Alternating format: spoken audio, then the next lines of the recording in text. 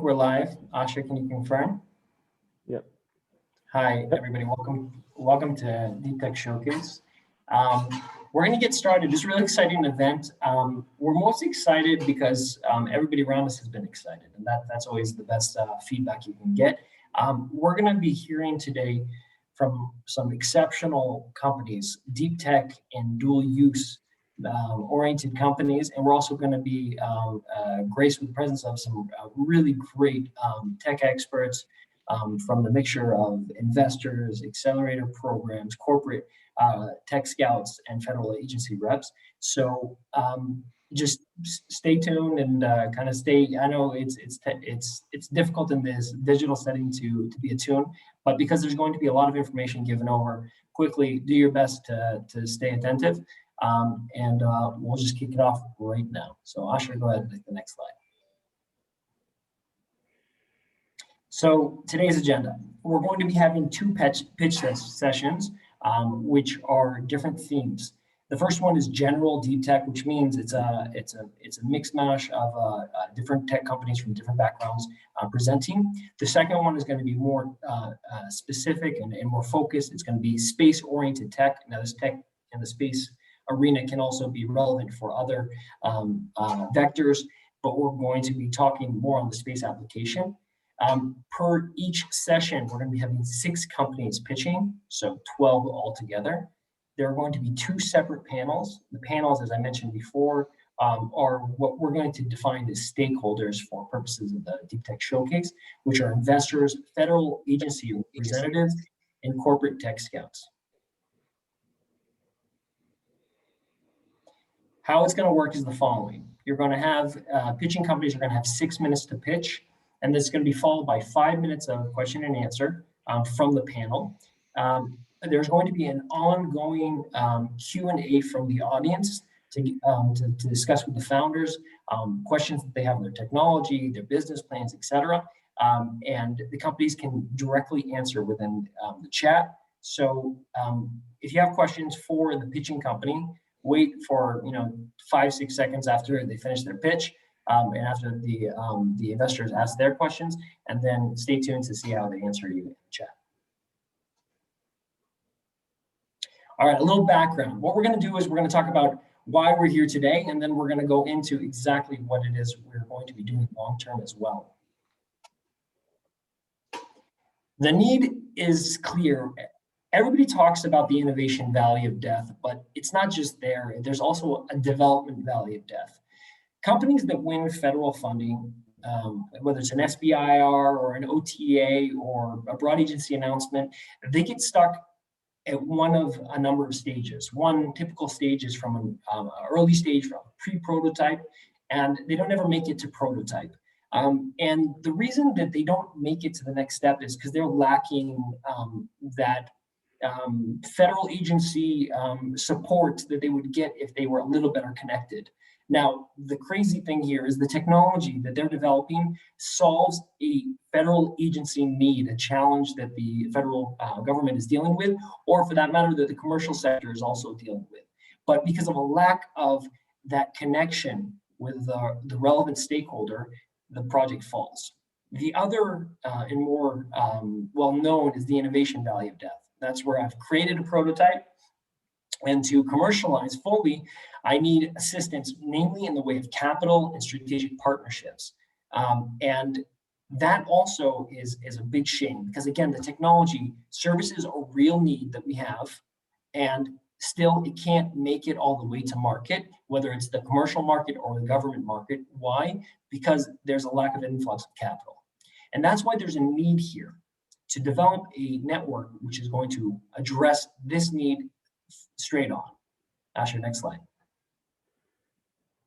The solution is left hand meets the right hand in a very basic concept, which is we need to curate a community which consists of the right parts, and namely it's 2 parts. It's the deep tech and dual use companies who specifically this group, this select group of companies are companies that have won federal funding from US federal agencies. That means that they're vetted, and that also means that we're most likely dealing with deep tech, and it's a natural filter. We all are also making sure that the right companies join the network, and that's on us. On the other side, it's stakeholders of deep tech.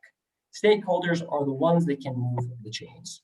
And stakeholders, you can go to the next slide, Asher. Stakeholders are loosely defined within our network as one of three individual classifications. One are investors in deep tech who can bring not only the capital, but also the guidance for companies that are looking to make a commercial splash as well. Corporate tech scouts, or we can also call those strategic partners that enable those relationships with larger corporations that maybe are looking for a small business to act as a subprime or on a federal contract of larger scale, or maybe they're looking for some commercial assistance because these large organizations don't have those individual components. Maybe that really innovative AI company that can do what they cannot do in-house. And the last option there is also could be for mergers and acquisitions. The third stakeholder and participate in the Deep Tech Showcase are federal agency representatives.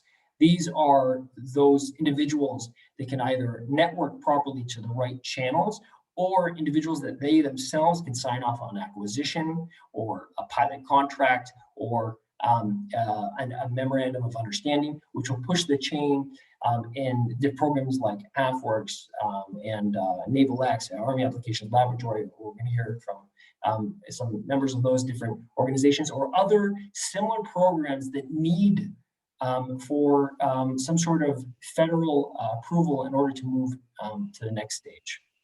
The way it's going to work, and that's not just for today, but how this network, Deep Tech Showcase, the community that is gathered in part here today and will be growing over time, and there are also members that could not be here today, is there are going to be 3 pitch events annually. Now, there's going to be a winter one, that's today. There's going to be a spring one and fall also, where typically the showcase is going to, the pitch events are going to follow AFWorks' schedule loosely. Once the submissions are given in about a month later, we're going to be scheduling the Deep Tech Showcase. So the next one should be somewhere around May or June, where each pitch event is going to have multiple sessions. Some are going to be themed and some are going to be more general and open, where 6 companies are going to pitch at every individual session. And there will be a panel of deep tech stakeholders at each session. In the months between the winter, spring, and fall events, there's going to be a lot of activity within this community where members or these small businesses that have won federal funding and are developing deep and dual use technologies are going to share profiles with our team, and we're going to share those with stakeholders. The stakeholders will have the right of first refusal, whether they want to or do not want an introduction. And in the event that there is interest, an introduction will follow.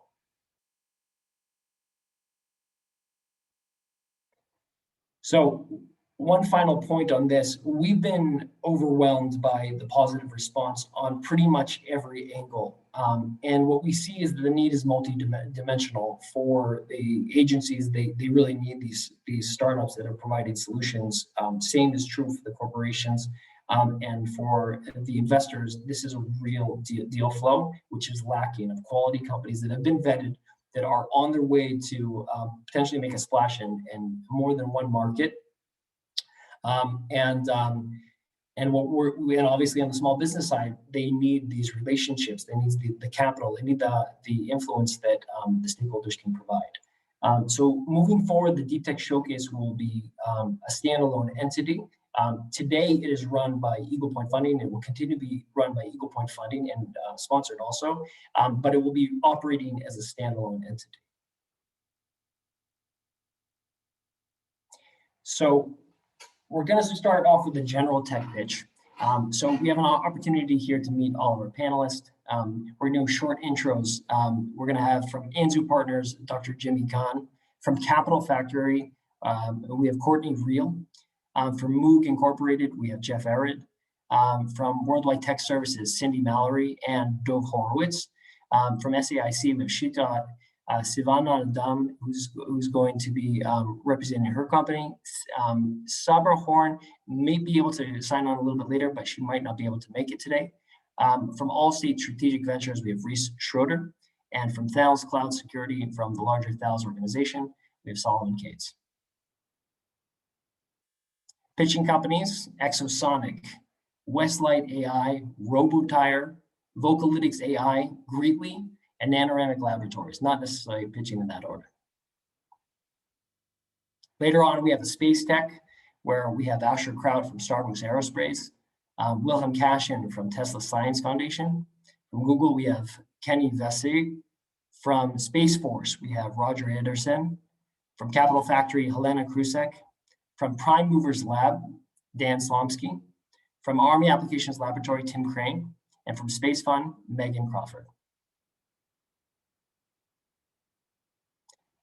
This should say Space Tech Company, and my mistake on the error. We have B612, Quantum Interface, Radiant Technologies, Optic Pulse, Flight Materials, and Elementum 3D. I think we had a last second cancellation due to unfortunate circumstance.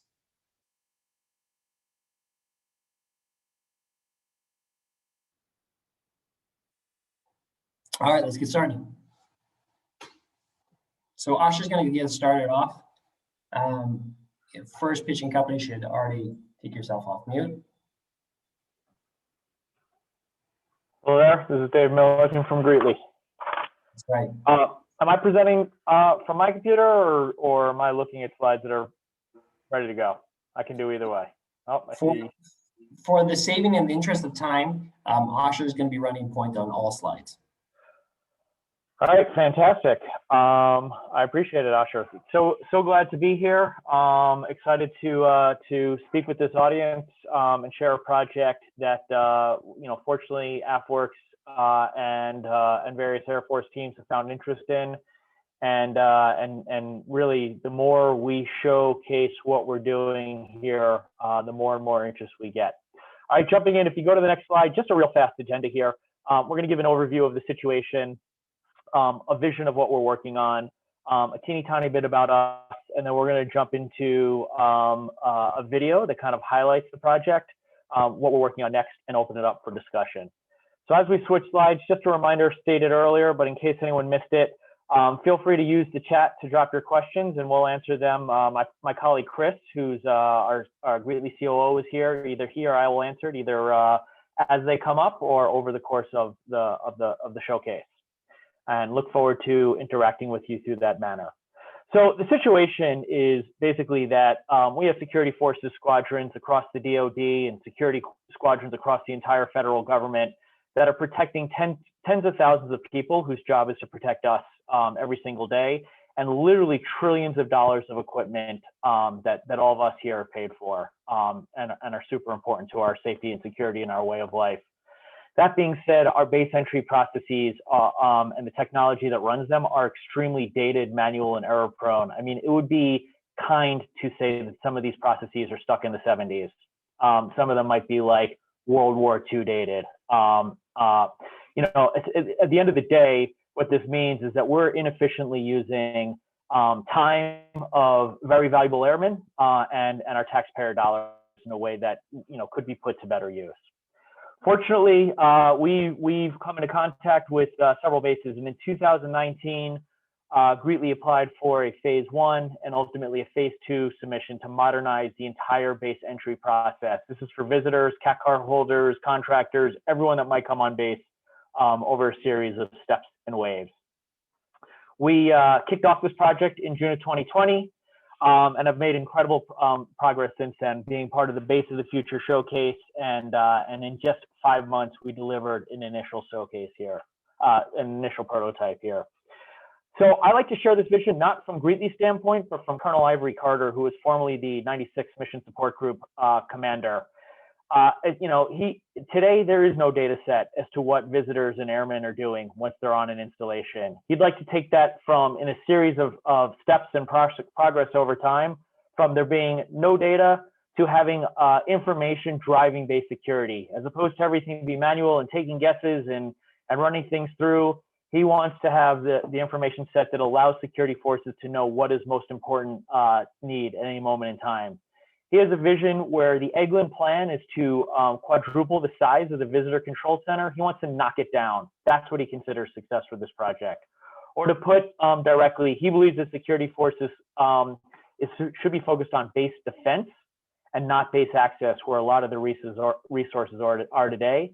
And it could be a better experience for airmen and visitors while making everything safer.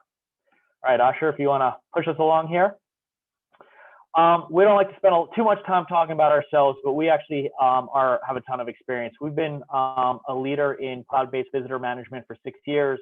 You can see from our logo profile here that not only do we work with some of your favorite or most hated brands, depending on how you think of, say, the Dallas Cowboys and Garmin and Vita Coco, but we also support federal, state, and local government agencies and have for quite a long time. So this is very much a dual-use technology. And we already integrate with some of the most enterprise and government-ready technology tools. My background is over 20 years in consumer packaged goods marketing, and have been, again, working on visitor management for 6 years. My colleague and CTO, Jorge Garcia, has over 15 years experience building extremely complex technology solutions at the city, state, mega city, state, and federal government level. And lastly, our COO, Chris Morin, who is here today. He is a Air Force Academy grad, 8 years in Special Forces operations for the Air Force, and more recently worked for a previous hypergrowth tech startup like Greatly. All right, the meat of it, the fun stuff. Here we have a video, and we're gonna check this out. When we began working with Eglin Air Force Base, they told us what they wanted in an ideal base entry tool. Remote capture of visitor biometrics and IDs to reduce errors. Instant pass approvals to make better use of security forces manpower. And to give commanders the power of data for AI-driven security decisions. Then, we got to work. The new product is visitor-initiated. Is it possible to get the audio up a little higher? Your visa. We studied the inefficiencies and security flaws with the current system. Then Doesn't seem like it. Key criteria for success. Visa is the solution, and we are continuing to refine it. Here's what it looks like. The intuitive process guides visitors through information entry and document checklists. Even first-time users quickly step through identity document collection, biometrics, and consent. The pass request then goes to the sponsor for approval. Sponsors are alerted and respond to pass requests through the dynamic app. That means clearing visitors in real time. No more trips, calls, or one-way emails to the VCC. Security forces monitor the entire process through a dashboard. They can view a list of pending visitors, arrange requests by task or priority, approve background checks, and manage all aspects of visitor security. Everything is clearly presented for command staff and stored in a secure remote server, accessible by frontline gate guards and patrol cars. We're automating NCIC background checks, reducing workload and processing time. We are integrating with DBIDS and CAT card systems without decreasing throughput. And Visa is already authorized for use on Air Force networks. From restricted area management to exercise range control, we're building this to meet the exact needs of every base and every commander. Every improvement is important, the product of a truly collaborative process. Find out how Visa will work for your base. Contact us for more information.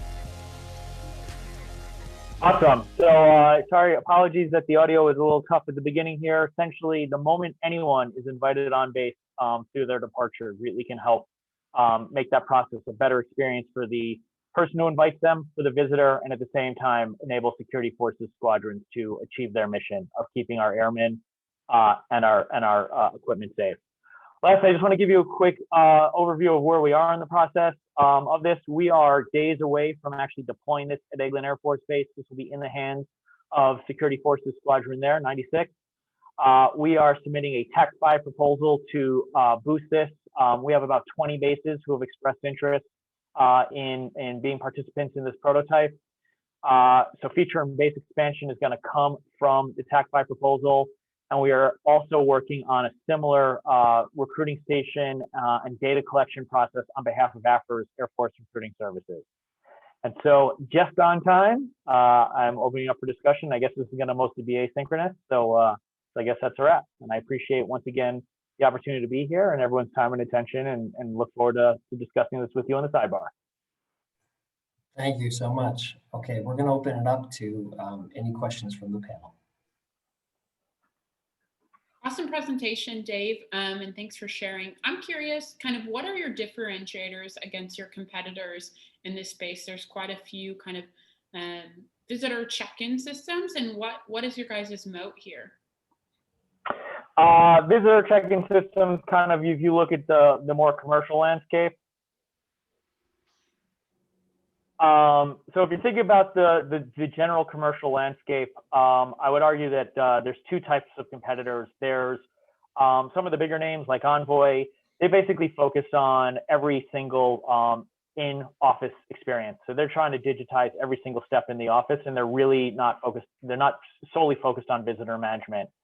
And then there's some simple visitor management systems that don't really think of through, that aren't really focused on the entire experience for the visitor and thinking of this as a security entity. So Greetly is looking at visitor management as that gap. You have enterprise organizations in the federal government spending untold billions of dollars on cybersecurity, on physical security. And they have this gap as to knowing exactly who is on their space, whether they're in the office where maybe they should have access escorted or unescorted, but maybe by accident they're on the flight line or in a warehouse or in a dangerous production line that they shouldn't be. So Greetly is versus anyone that we know in the marketplace, we are focused on visitor management as an element of physical security, data security, personnel security. Great question. Hey, Dave. Great presentation, and thanks for putting the video up as well. How much customization do you need for each different customer or different base, or is it the same product deployed everywhere? That's a good question. So if you do look at our commercial product that Courtney was referencing, our commercial product has always been built on customization out of the box. So we build as many use cases from a branding, from a workflow standpoint, from what actions happen before, during, and after the check-in process. And that's what we're doing right now from a base standpoint. So Chris, again, our COO who's on here, he's had probably 80 user interviews ranging mostly from security forces squadrons, but also SuperPass initiators, visitors, entry point, visitor control center. And we are building this to a large degree to custom spec for Eglin Air Force Base, but our platform is building it in a manner that we're trying to understand the customizations that might be required for Lackland and Edwards and an Army base and a Navy base and NIH headquarters. And so our system is built for customization in mind. It's all API driven. And so we will probably get, better than the Pareto principle, 90 to 95% of it that'll be customizable and options straight out of the box. Thank you for that question, Jimmy. The panelists want to ask one last question. So make it a hard one. All right, I'll give you a hard one. So my question is you showed in the video that you're monitoring where the visitors are while they're on the campus or on the base. What happens when there becomes a security breach of some kind of situation, where somebody's going where they're not supposed to? Are you integrating with like a mass notification, or do you have mass notification? How does that work? Man, I appreciate that question. That was a hard one, Reese, but really, in a lot of ways, gets to the real essence here. So, going back to Courtney's question as well. So, there's a lot of people who can do commercial workplace simple check-in. But Greetly's real mission is that we put a pretty face on initiating data. So you want to come on an Air Force base, you're giving up some rights, at least for the period of time while you're there. I think everyone on this webinar acknowledges that. really is the ability to capture your opt-in to whatever it requires while you're on base. And yes, we are building reporting that will send notifications where we're speaking with the various TACs, tactical and common operating systems that are being used on Air Force bases. These notifications when something is awry, when someone who is only supposed to go to the commissary is suddenly on the flight line, or someone has been there for a period of time that's significantly longer than their pass allows them access for, there will be various notifications that can go to that can go to security forces squadrons. It can go to the closest patrolman. It can be used through viewed through ATAC or otherwise. So that is in a lot of ways core to Greetly's commercial application, is a pretty face to gather information about what is supposed to be happening in this workplace and sending notifications to the right people when something is not as it should be, and there's a security risk associated with that. So I'm so glad you asked that, Reese. Thank you. Thank you. All right, have a great rest of your showcase, everyone. I can't wait to see what these other companies are gonna tell us about. Thank you, Dave from Greetly. That was excellent. Great questions from the panel as well. And next up is Exosonic. Cool, thanks, Asher. And nice job, Dave. Appreciate the presentation. So my name is Norris T, CEO and co-founder of Exosonic, and our vision is to provide supersonic transportation everywhere. Next slide, please. The way that we're doing this is by developing the world's first quiet supersonic airliner to mute the sonic boom. So our aircraft will cruise at Mach 1.8, carry 50 to 70 passengers over a range of 5,000 nautical miles. So that's like saying you can go from San Francisco to London in roughly 5.5 hours versus 11 that is today. And by muting the sonic boom, we enable global supersonic access. Next slide. And despite the pandemic, we've actually gotten some good commercial traction. We've got a letter of interest from a major international airline, and we continue dialogues with our engine OEM that we've been talking to for years now. Next slide. And in addition, to augment our business, we have US Air Force interests. In fact, we've been granted $1.3 million in Air Force contracts for derivative versions of our supersonic airliner. Our primary customer is go back, please. Our primary customer is the Presidential Executive Airlift Directorate, where we're developing an executive transport version of our airliner, so top US leaders can get around the world in half the time, and also a cargo troop transport version, so that, for example, special operations can get their troops and cargo to address time-critical situations. Next slide. So we understand that developing a supersonic airliner is a monumental task. And so that's why we're taking a stepping stones approach to our vehicle development, where we develop a series of vehicles that help de-risk the development of the airliner. And that's actually what we want to talk with you all today, is the supersonic drone. Next slide. So the main purpose of the supersonic drone is to demonstrate some key technologies of Exosonic, principally low boom supersonic flight. And we believe we can develop this aircraft in roughly by 2024, costing $40 million. And we've looked at other comparable aircraft developed by other aircraft companies as a baseline. And we believe that we can sell this to military for these sample applications. And so there are two principal use cases that we've identified and have Air Force interest with. One is a supersonic test bed, which would be for the base model of our supersonic UAV demonstrator. And you can imagine that, for example, the Air Force wants to test the latest flight software for a new supersonic fighter. And then they can just put that into our supersonic UAV and test it out on the field without putting a pilot's life at risk.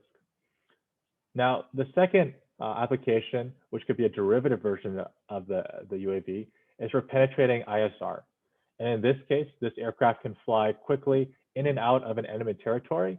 And if equipped with, say, an HPM or high power microwave emitter, it can fry enemy electronics and their defense weapons and render them basically useless against our other forces. And so this aircraft can come in and quickly get out while disabling enemy defenses. Next slide. And You might be wondering, is there even a market for large military UAVs? And in fact, there is. It's a $50 billion market. And some of the tailwinds for this is that the Reaper and Predator drones are being retired. That's because of what the US government believes will be the future threat, which are near-peer threats such as China or Russia. No longer will we be battling, say, terrorists in the Middle East where they can't have the firepower to shoot down those Reapers and drones.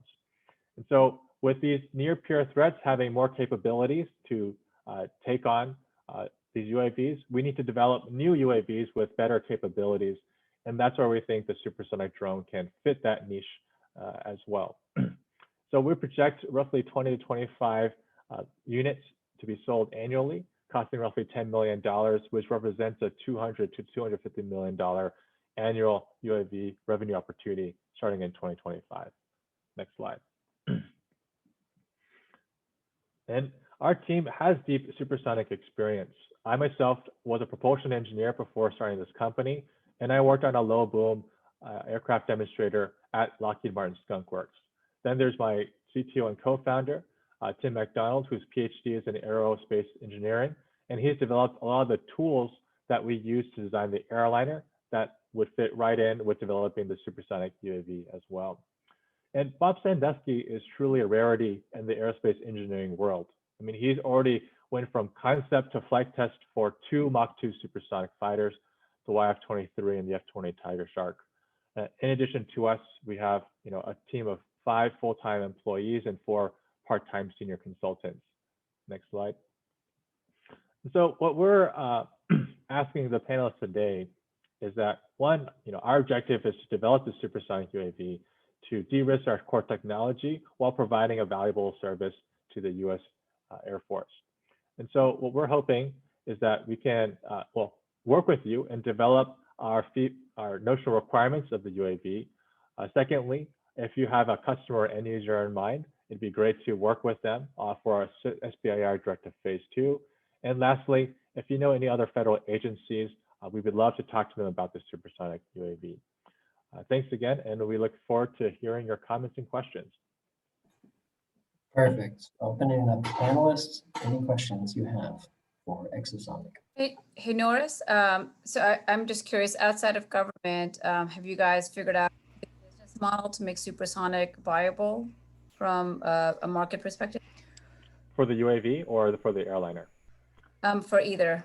Yeah. So actually, interestingly, I think the UAV, we've hit a new commercial use case, which is adversary air. So there's a lot of privately owned companies that have jets, more or less, that are used to train the military, whether it be US or international militaries in air defense and air tactics.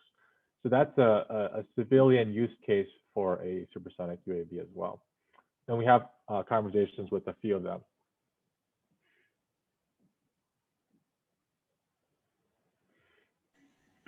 Hey Norris, where are you guys today? As far as a proof of concept or model, or Yep. how far along are you? Yeah, so we've been working on the airliner development for the past 2 or so years. And so we've gone through 6 iterations, and we're going to close that design out by Q2 of this year. And that's going to culminate into a conceptual design review, in addition to a low-speed wind tunnel test to test out the airliner. And then we've done some work on the UAV. Right now, it's a lot of business development. And once we close up the airliner, we're going to switch all of our engineering resources to focus on the UAV and really bring that to flight over the next couple of years. Hey, Norris, I have a quick question. I'm curious in the difference between the military and the commercial markets. So the airliner approach is a substantial effort to type certify that platform for use, especially carrying people. Yep. Does the drone concept distract you from that? They're 2 very different things.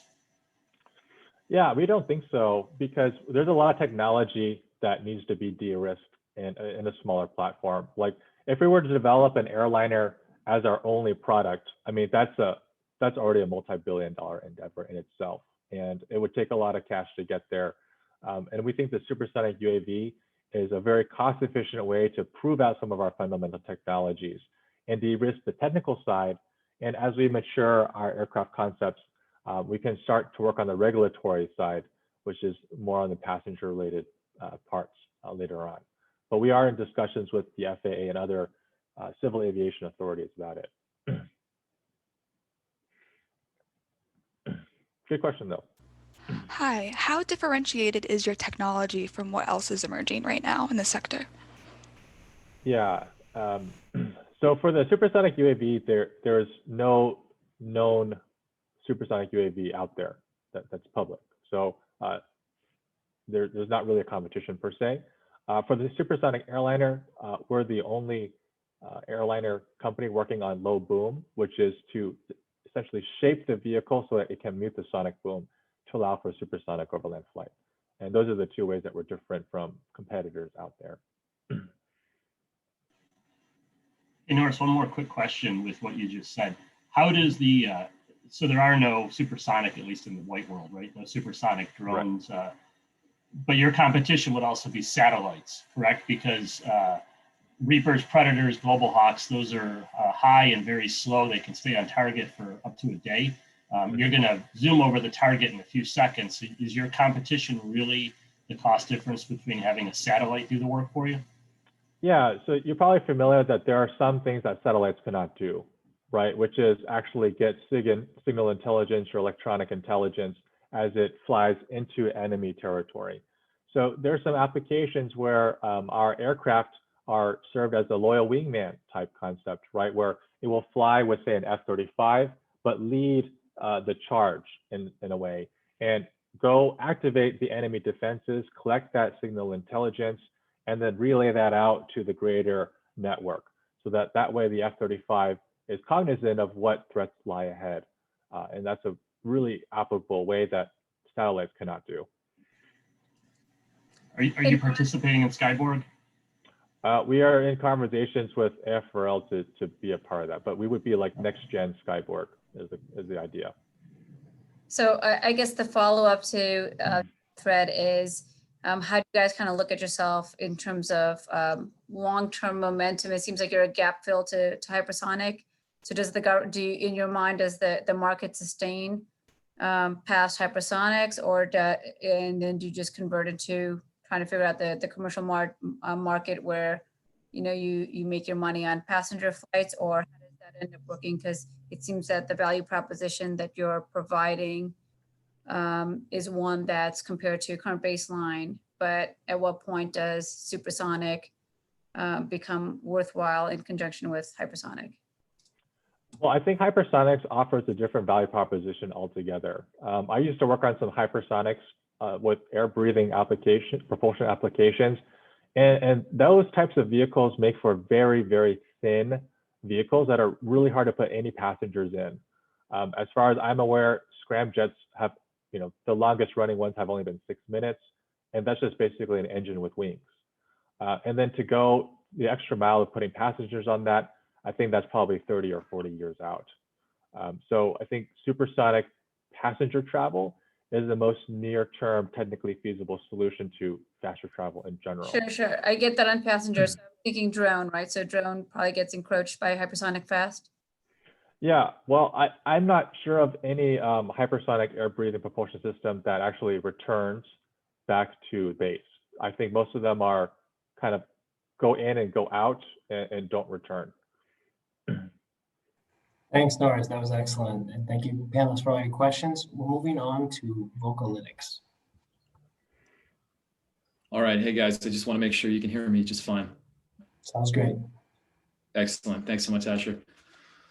So it's interesting. We're living in a time where it's never been possible to understand the world around us. Sound is literally all around us, but we've never been able to hear the nuances that dictate life and death. We're also living in a time where it's finally possible to truly listen, analyze, and act upon these critical acoustic moments. Care gaps of at-risk individuals, and this is the next slide, with chronic conditions like COPD and asthma create trillions in health costs annually and put lives on the line. Emergency services painfully cost more than $30 billion annually, and more than $100 billion is spent on vital physical world security every year. Health, safety, and security are massive problems facing a challenging new world today. Next slide. I'm Van, founder and CEO of Vocalytics, where we turn dumb noise into intelligent sound. Next slide. Unlike traditional systems that are cumbersome and require user engagement, we built a passive listening platform that requires no interaction from the user and autonomously alerts for critical action at scale. Next slide. Techstars backed. Our team is made of experts across business, AI, ML, and data science. We're also joined by the founding Chief Innovation Officer of the VA and other leading experts. Next slide. Vocalytics empowers essential enterprises to listen, understand, and act proactively on these critical moments. Our lightweight ambient machine listening platform is reinventing healthcare delivery, improving safety operations, and also augmenting situational intelligence. Vocalytics passively improves decision-making in real time to save lives. Next slide. In today's pandemic-driven world, sound technology is finally able to provide actionable intelligence to further humanity. Next slide. Plug and play, we work with any connected microphone infrastructure and process more than 500 unique sound classifications. Next slide. And if you don't have one, we have a tiny, discrete acoustic sensor for you. We are acoustic ambient intelligence. Next slide. With powerful machine listening software, proprietary lightweight hardware, and robust, flexible APIs, Vocalytics enables your enterprise to listen with intent. Next slide. Enterprise SaaS, we charge our clients a one-time deployment with an annual subscription. Next slide. In under a year, we've been able to establish ourselves as a game changer across industry. In the DoD, we won our initial phase 1 SBIR with AFWorks in 2020, and currently submitting for our phase 2. I think you went forward a slide. Techstars is a fantastic partner and a customer as we keep their offices safe during these trying times. With active deployments and early revenue, several executed LOIs, and an engaged top-tier pipeline, we're well positioned and just getting started. Privacy first, Vocalytics only listens for specific sound profiles in a given environment while processing and anonymizing everything on the edge. Next slide. So let's get the conversation started. We're just opening our seed rounds and seeking DoD end users interested in revolutionizing intelligence with sound. We're ready to listen for you. Thank you. All right, excellent, Van. Let's open up the floor to the panelist questions. Great job, Van. Thanks for pitching. I'm curious about the competition in this market and where you guys fit in within the landscape. Yeah, great question. And I appreciate you asking that, honestly. There's a handful of competitors in this space when it comes down to sound intelligence. Most are focused on smart speaker applications like Amazon Alexa and the Google Dots of the world, where it's more conversational. All of their processing is done in the cloud. None of it's actually really done locally, where all of ours is done completely on the edge, on the actual device. As an example, here's a case of AirPods, and here's our little unit. Though we're software only, we've developed this little widget if you don't have a listening post. So in terms of competition, Amazon Alexa's got 15,000 engineers. It's easy to consider them competition or a great partnership for us, along with a handful of others. Awesome, thank you. You just set off all the Alexas everywhere, but great, thank you. Hey, Van, thanks for the presentation, and definitely a lot of innovation in this space right now. How do you think about battery consumption for all these always on, always listening types of devices? The widget that you showed looks pretty small. I'm wondering how much battery life you get out of that and how much drain do you cause on any other sort of listening device to go for dog barks, glass breaks, baby crying, and things like that, like you mentioned? Yeah, so we actually focus on tiny ML processing 100% on the edge. So we can process all of our insights completely offline inside that tiny little widget that you just saw. So in terms of battery life, power consumption, all of that, it's incredibly lightweight as our models detect it's about 527 different unique sound profiles. We're not going to alert for every single dog bark, every single glass breaking incident, as it may have come from a TV or another sound source. We actually source the localization within the given environment to understand, is this a digital signal or is this a physical world sound that's occurring in that environment?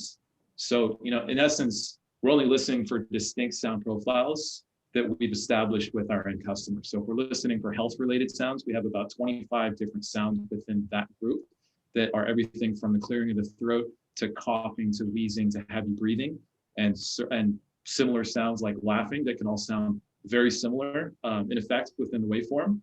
We actually focus on all-day battery life from a single unit, like that tiny little sensor. But typically we have an always-on plugged-in listening posts for any connected microphone device. So it could be a CCTV camera that's already hardwired and connected for base defense. We're just enabling that connected microphone, any smart speaker, or for wearable technologies in the future as well.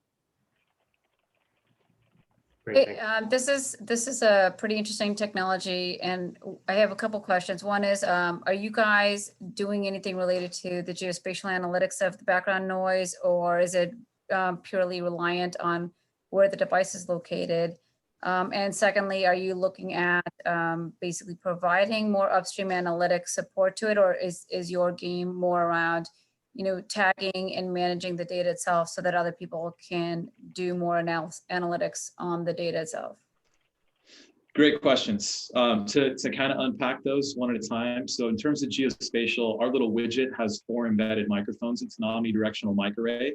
So we can essentially sense from a gunshot detection perspective, not only classifying the weapon type between this is a pistol that could be concealed like a handgun or an assault rifle, and actually classifying the weapon type, but actually the directionality and distance from that actual device as well. So in terms of geospatial, we do some of that. We're getting a little deeper into that part of the technology. There's certain limitations around a single microphone like in a CCTV system versus what you can actually provide, the level of depth and analytics, what we can provide from our actual unit or an omnidirectional mic system like we have in terms of distance and in terms of directionality.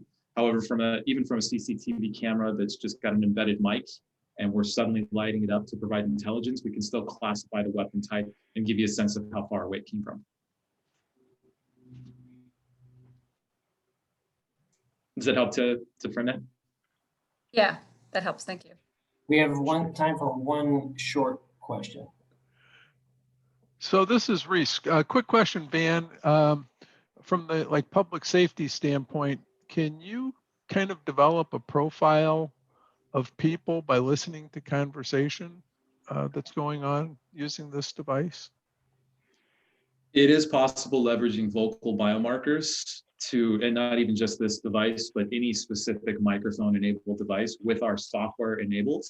We can specifically do that. We typically opt out of similar projects like that just due to privacy concerns, more or less. When you're uniquely identifying a user to ensure that the PII, PHI, PMI, any sounds or medical events around a given vocal biomarker within a unique environment, those do tend to tread a little bit into PII, PHI, PMI, HIPAA, high trust, and whatnot realms.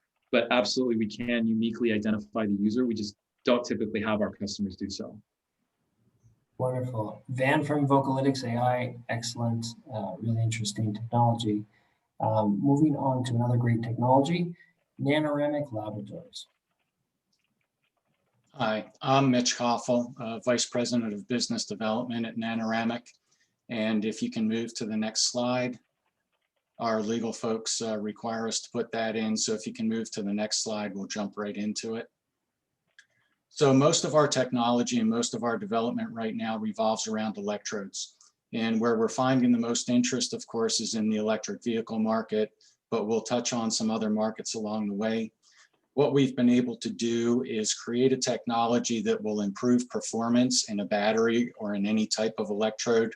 Supercapacitors are another good example, as well as reduce cost while we're doing that. Next slide, please. Some of the benefits that we can bring in addition to the lower cost is the increased energy density in batteries. Another important point for the technology is we're compatible with existing equipment.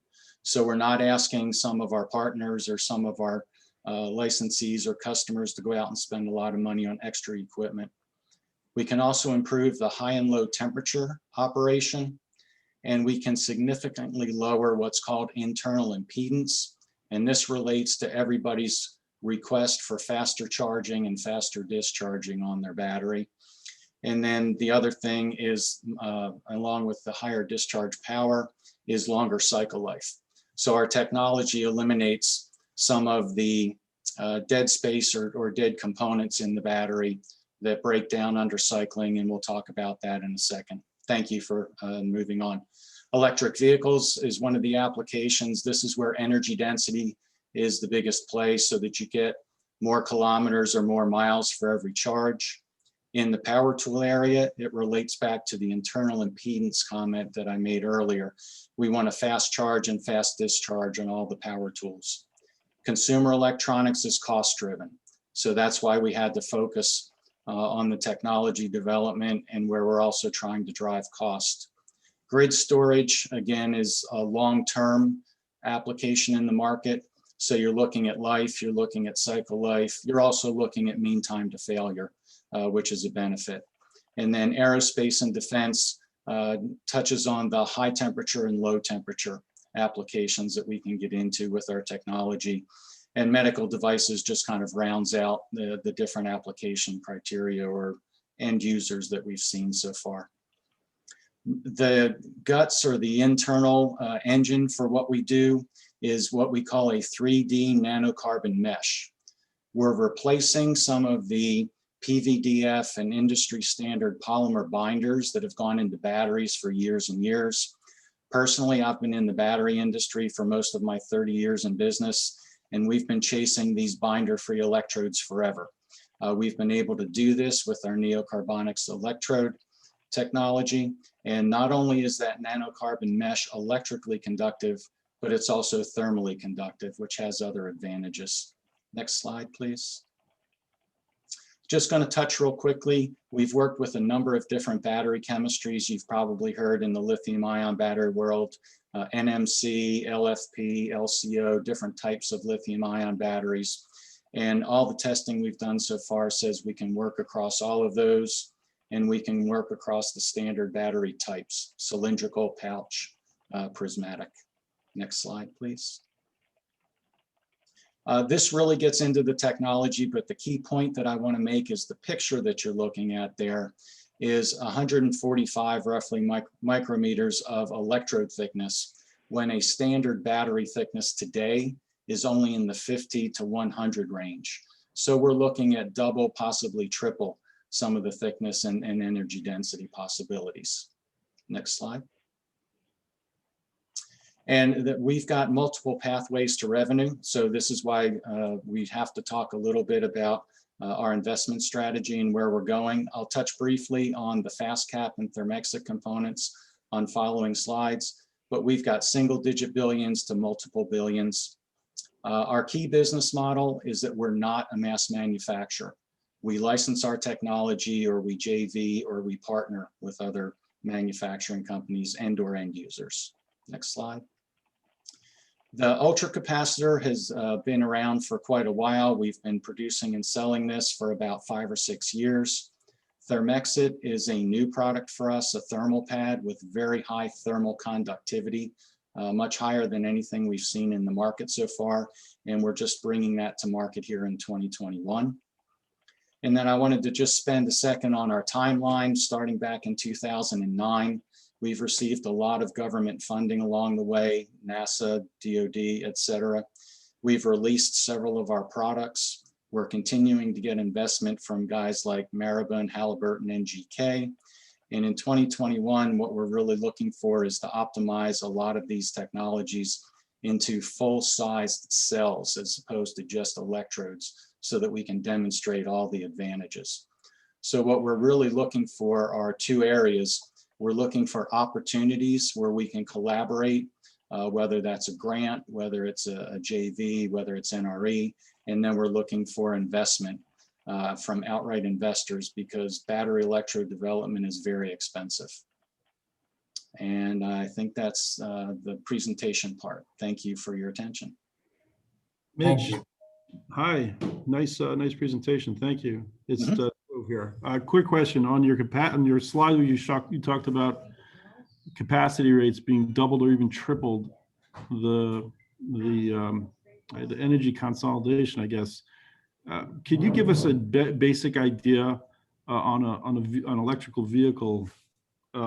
What would be the difference between that and the combustion engine? You're still not going to be able to do the kind of mileage or distance that you can do with an ICE. There's just not going to be any comparison there. But what I can give you is a comparison to where the state of the art is today, whether it's a Tesla or some of the new Mach-E or some of those kinds of EVs. And we could increase their distance somewhere in probably the 30 to 40% range. Okay, thank you. Thanks for the question.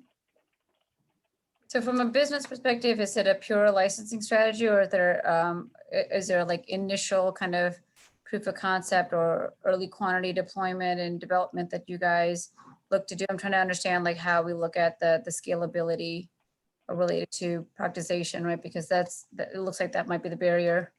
Yeah, yes, exactly. So when we get involved, typically we'll get involved with some relatively low level proof of concept work, because all of these electrodes are slightly different. It's not a one size fits all.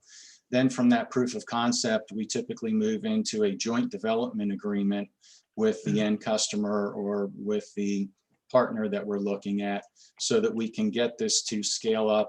And then the third step, of course, is a full license or full joint venture type of arrangement, where we look at going to mass manufacturing. Does that answer the question?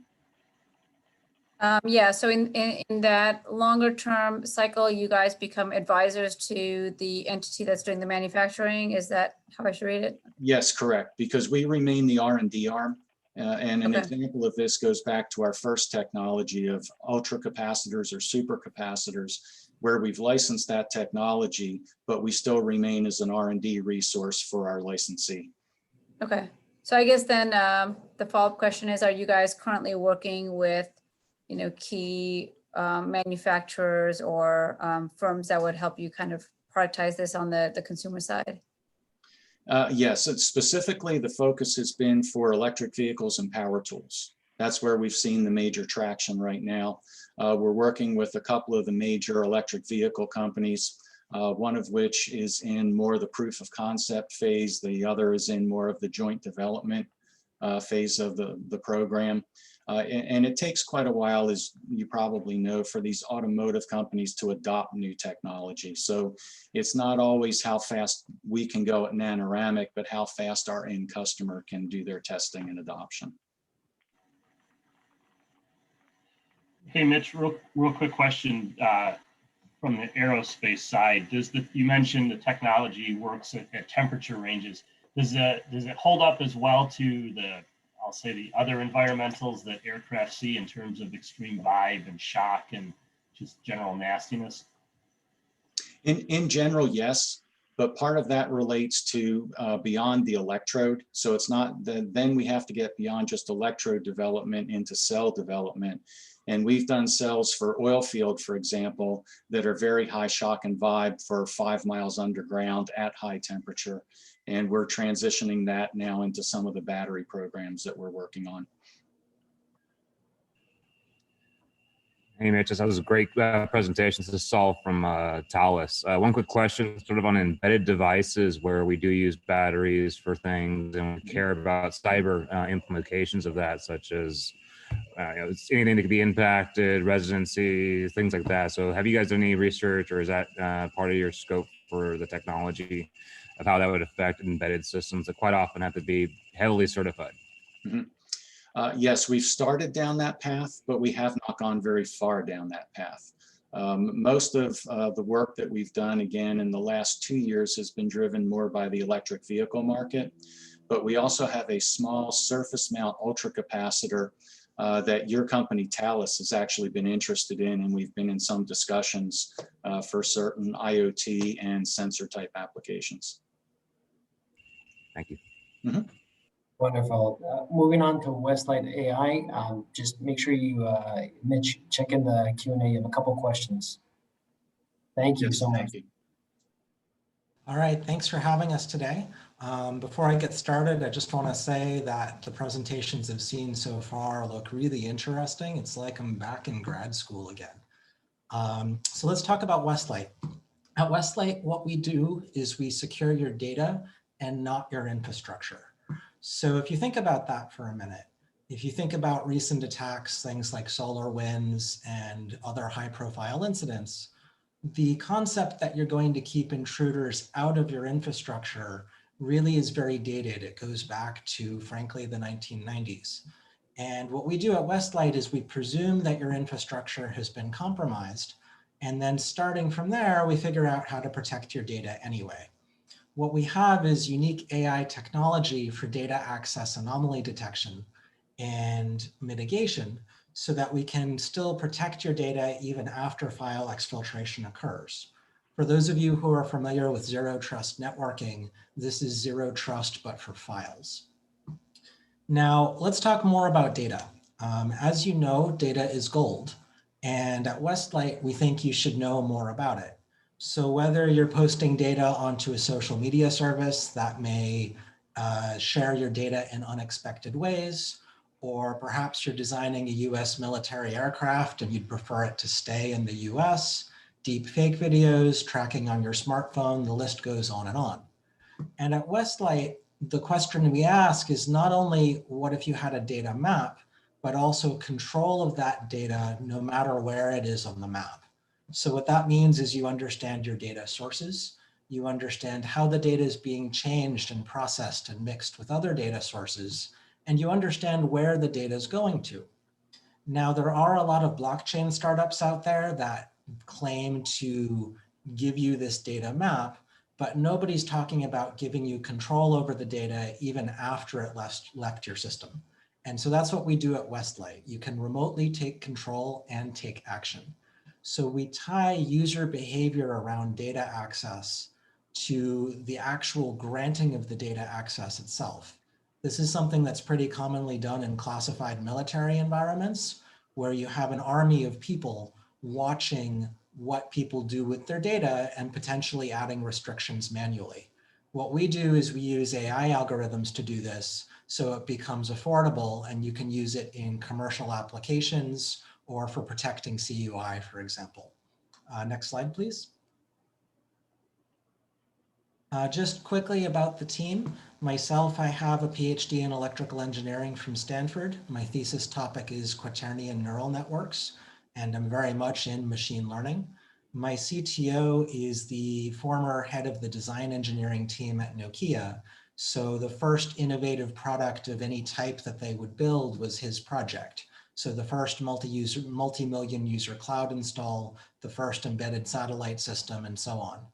We're being advised by Calvin Kam, who works closely with the General Services Administration.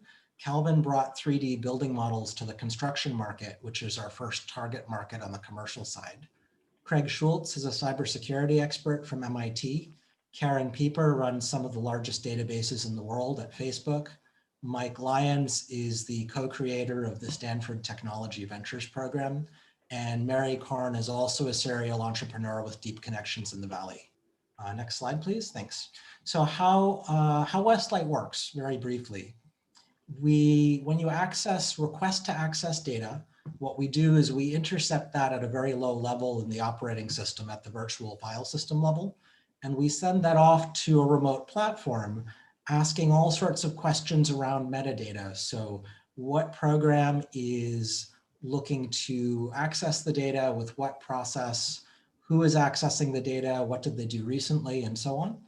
And then we feed that into an AI decision engine, which is basically like a credit card fraud detection algorithm. And from there, you can take a remote action, whether that be deleting the file, granting access, and so on. Next slide, please. We're working with Kessel Run in the US Air Force to protect software source code. So as has been well documented, many of the F-35 hardware designs have left the country unintentionally. And this is to protect the software so that doesn't happen on the software side as well. Next slide, please. And on the commercial side, we're working in the construction industry. Imagine you're building an embassy or a bridge or a tunnel or an oil rig. And you have this project where you have hundreds of contractors, many of them small businesses. Imagine a plumber who works out of the back of a pickup truck. Folks like that don't have the budget to deploy traditional cybersecurity solutions, nor do any of the existing commercial products, which are highly network focused, really do a lot for that sort of scenario.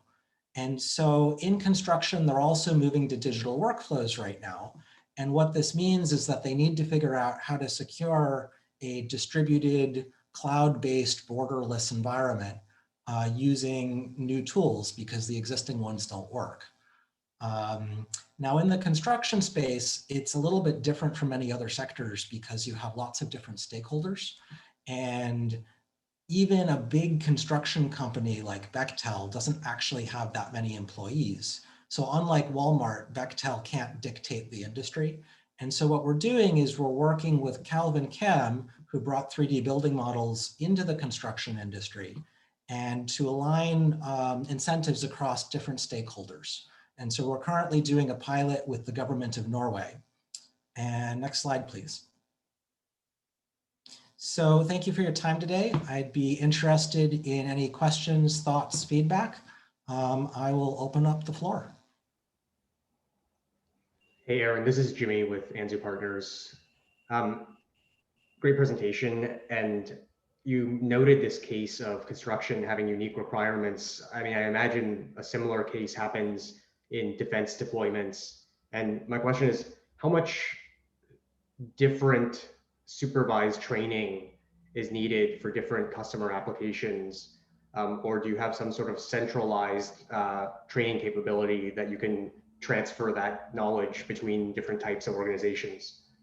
Yeah, so that's a great question. Backing up even one step more, when you look in the security space and anomaly detection in particular, something that's a bit of a challenge is that people's behavior changes over time. So imagine you've got a traveling sales rep who all of a sudden starts talking to a new customer, right? That's not a problem, that's expected behavior. And so if you look at supervised training models that look at historical data, they tend not to work that well. And what we're doing is actually an unsupervised approach where we create a different model for each person and it updates itself in real time. Now, most of the time when you use your computer, you're doing authorized activity. So we build these one-class models that look for your typical behaviors. And then the minute something looks different, we flag it. So does that answer your question? Yeah, I think so. Okay, great. Hey, Aaron, this is Saul from Talus. So this is something in my domain. I know a lot about data protection, data security. Quick questions. So you talk about protecting the data and sort of, how are you encapsulating that data? Are you using a proprietary format, using open things like TDF, or are you doing something novel that keeps it in place and still usable? Because quite often the infrastructure is what you have to deal with. And I have a follow-on question as well, is how much change is required for an application to adopt this? Right. So what we do is we intercept the data at the VFS level in the operating system. And so it becomes basically a kernel module or a driver or whatever you want to call it, depending on the platform. And from there, the applications don't actually know that anything has changed. So the whole point is that you don't have to modify an application at all. It's totally transparent. On the data encapsulation, what we're doing is we're actually encrypting the data as it goes to disk. So this is different from full disk encryption because you don't have one key for the whole disk. Each file gets its own key that gets essentially released each time a user touches the file. Thank you. So this is Reese from Allstate. From a large enterprise standpoint, whenever we bring a data solution or a cyber solution to our security operations team, one of the first things they always ask is this a new capability, an enhancement of an existing capability, or a replacement for some other tools? Right. How do you see this solution? Yeah, so I think if you look in the security community, a lot of people will talk about authentication, authorization, and accounting, AAA. And just about all of your network devices have this built in. And we're viewing this as a AAA system that goes into your files. So it greatly extends the visibility that you get of your existing auditing tools. And especially on the commercial side, it's not only security, but it's auditing. And it's much more granular information than you used to have. So we see this as extending your current capabilities and something you'd layer on top, and also as something that can help with new regulations that are coming out, like the new version of PCI DSS, for example. Thank you. And Okay. one other question.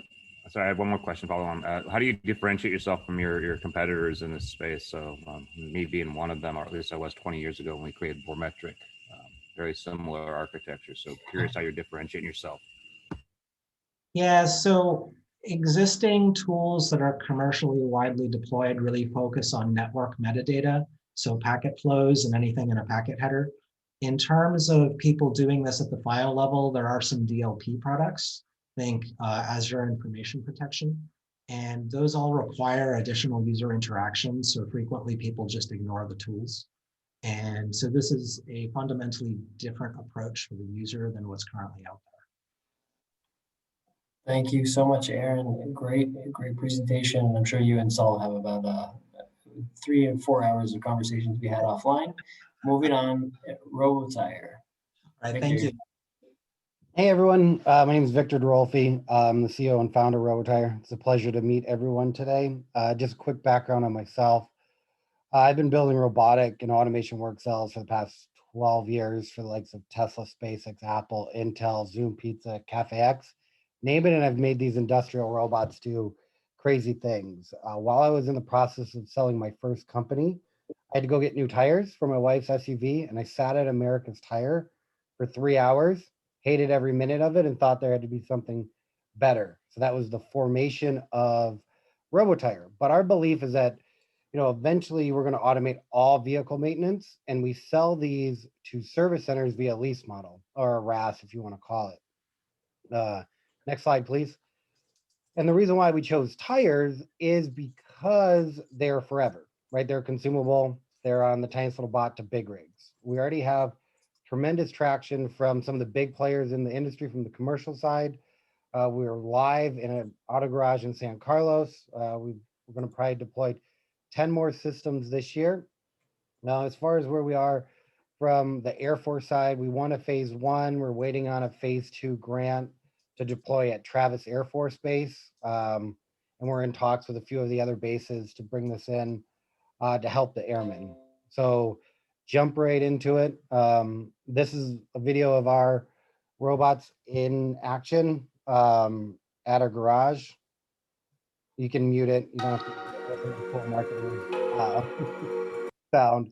So the reason why we chose to go into the service industry, it's because of the lack of technicians. So, you know, a kid driving has a choice, right? He can drive an Uber, flip a burger, or change of tires. He's going to pick the first two before he changes tires because they're very tedious, heavy, and time consuming. So that's why we brought out this RoboTire system. So what you'll see here is it's a completely automated bay. We have our own automated lift that will pick up the robot or pick up the car. We have 2 little robots that are responsible for moving lug nuts.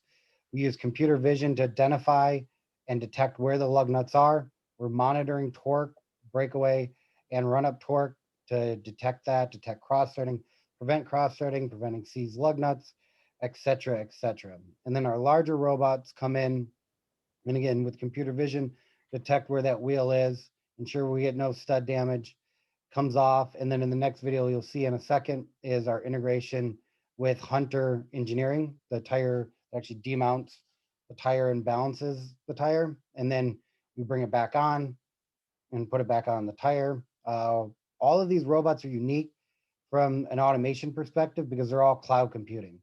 They're not single siloed. We pull from predetermined databases. We all pull from vehicle OEM information. So that's how we get torque values and wheelbase, stud lengths, et cetera, et cetera. And this should be wrapping up in a second, and we'll jump in to the next video. So this video is really interesting because Hunter is the biggest player in this space. And what we do is we have an industry first, where our robots actually control their systems. So for people who are familiar with Hunter, what you'll see is that our robots, we have an open API. We can actually work with any tire changer and balancer, but you'll see here where we go into our own RoboTire mode, and it's completely autonomous now, lowering spindle, putting new tire on, new tire prep, etc., etc. So you see here, we dropped the spindle. This is some of our earlier versions where we did have a little bit of human operation. And this will go, the human is still used for deflating and inflating. I can go into the tire process later, but to not bore you, I won't jump into it fully. And again, these systems are completely autonomous. While this goes, I always, fun question to ask, but no one's going to respond right now, is what everyone thinks the tire market is. And most people are off by a factor of 10. It's $40 billion is what we spend on new tires alone each year. And that market is getting better. And I'll address why it's getting better in a few seconds. So you're just finishing up here of inflating of the tire, and then it'll go over to the balancer. So you can stop the video in lieu of moving forward. Next slide, please. That's just our financial projections. We grow very quickly. You can jump over this one. Again, like I said, we do a rev share, so we charge $10 per tire. And like I said, this industry is getting better. So go back one slide, please. Electric vehicles actually burn through tires faster because of the weight and torque. And then with the increase in fleet demand, we're driving more miles. And then what I'll show you at the very end is what we've deemed the gas station of tomorrow. So next slide, please. So again, our vision is that robots perform all basic maintenance. Jump to the very end. Last slide.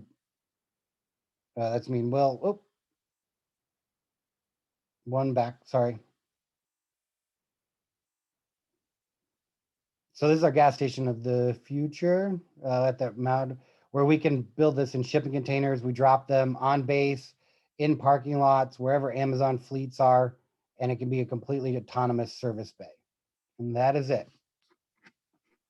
Wonderful. Thank you so much, Victor. Any questions from the panel?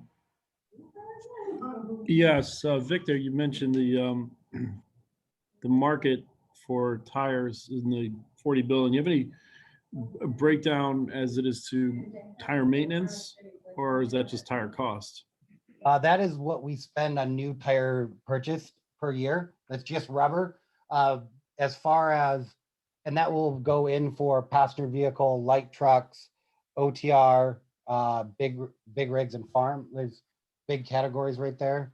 The labor side of it is probably another 20 billion that they spend in labor. You know, from the auto service side, it's close to 535 billion in, like, when you classify all auto maintenance. And these, what's the cost of one of these machines at a service center? So we do it where we just do it as a rev share. So depending on the volume of tires they do, you know, it could be as low as, you know, $1,000 a month, as high as $30,000 a month. Can it do anything else besides change or service maintenance tires? Right now, the system does tire changes, 1 or 4 tires. One thing I guess I forgot to say is we can do a set of 4 tires in 10 minutes. It normally takes a human 60 right now. So we get down to 10 minutes. We can do tire changes, tire rotations, and then full assembly swaps as the system sits now. This year, we're bringing out cleaning of rotors, underbody scan, and wheel alignment. And all that will happen this year. Cool. Interesting. Great presentation, Victor. Thanks for sharing this. I'm curious who your competition is in this space and where you guys are defending your moat. Yeah, so right now there's no one else building robots in our space. There's two ways we look at competition. We pitch convenience for the consumer, right? We help the shops pitch that. So their biggest competitor would be a mobile tire mechanic, essentially. Those economics don't work. Our advisor is a mobile mechanic CEO, so they won't touch tires. And then as far as defensibility, like we have our system already patented. There's only so many ways to get a tire on and off a vehicle. We have 4 additional patents coming, and then working with the big boys like a Discount Tire, Costco's of the world. You know, those are between our top 5 customers we have. It's roughly about 5,000 service centers across the US. That's a big number to get into. Awesome, thank you. Hey, Victor, great presentation. What's next for the company after tires? Brakes, and then so we're doing brakes next, which is why we're doing alignments, and then we're going into big rig. So this year we're going to bring out a solution to do semi-truck tires. We have one unified platform to do a Prius or big rig. Great, thanks. Amazing. Thank you so much, Victor. Thank you so much. We had Greekly first up. We had followed by Exosonic, followed by Vocalytics, Nanowrimo Laboratories, Westlight AI, and lastly RoboTire. Fantastic presentations. Better than the presentations are the technology, and better behind the technology are the people behind the technology. Thank you everybody for presenting.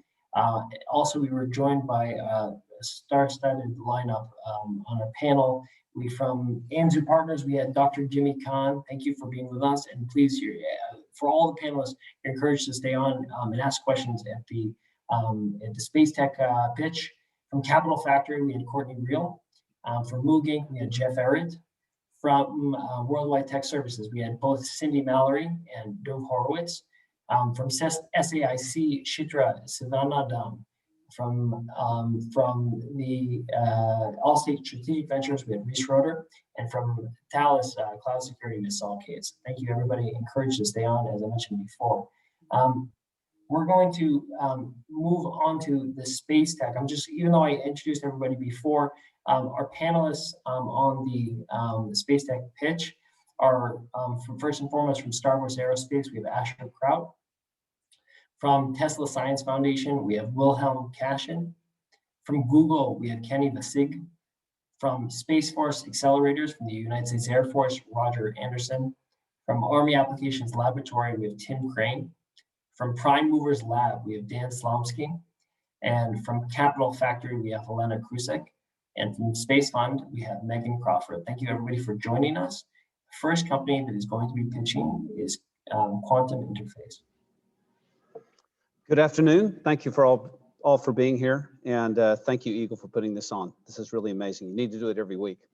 What we do is we really change the human experience with everything that you touch, primarily with mobile devices, with digital interfaces, and with even the technology and the data.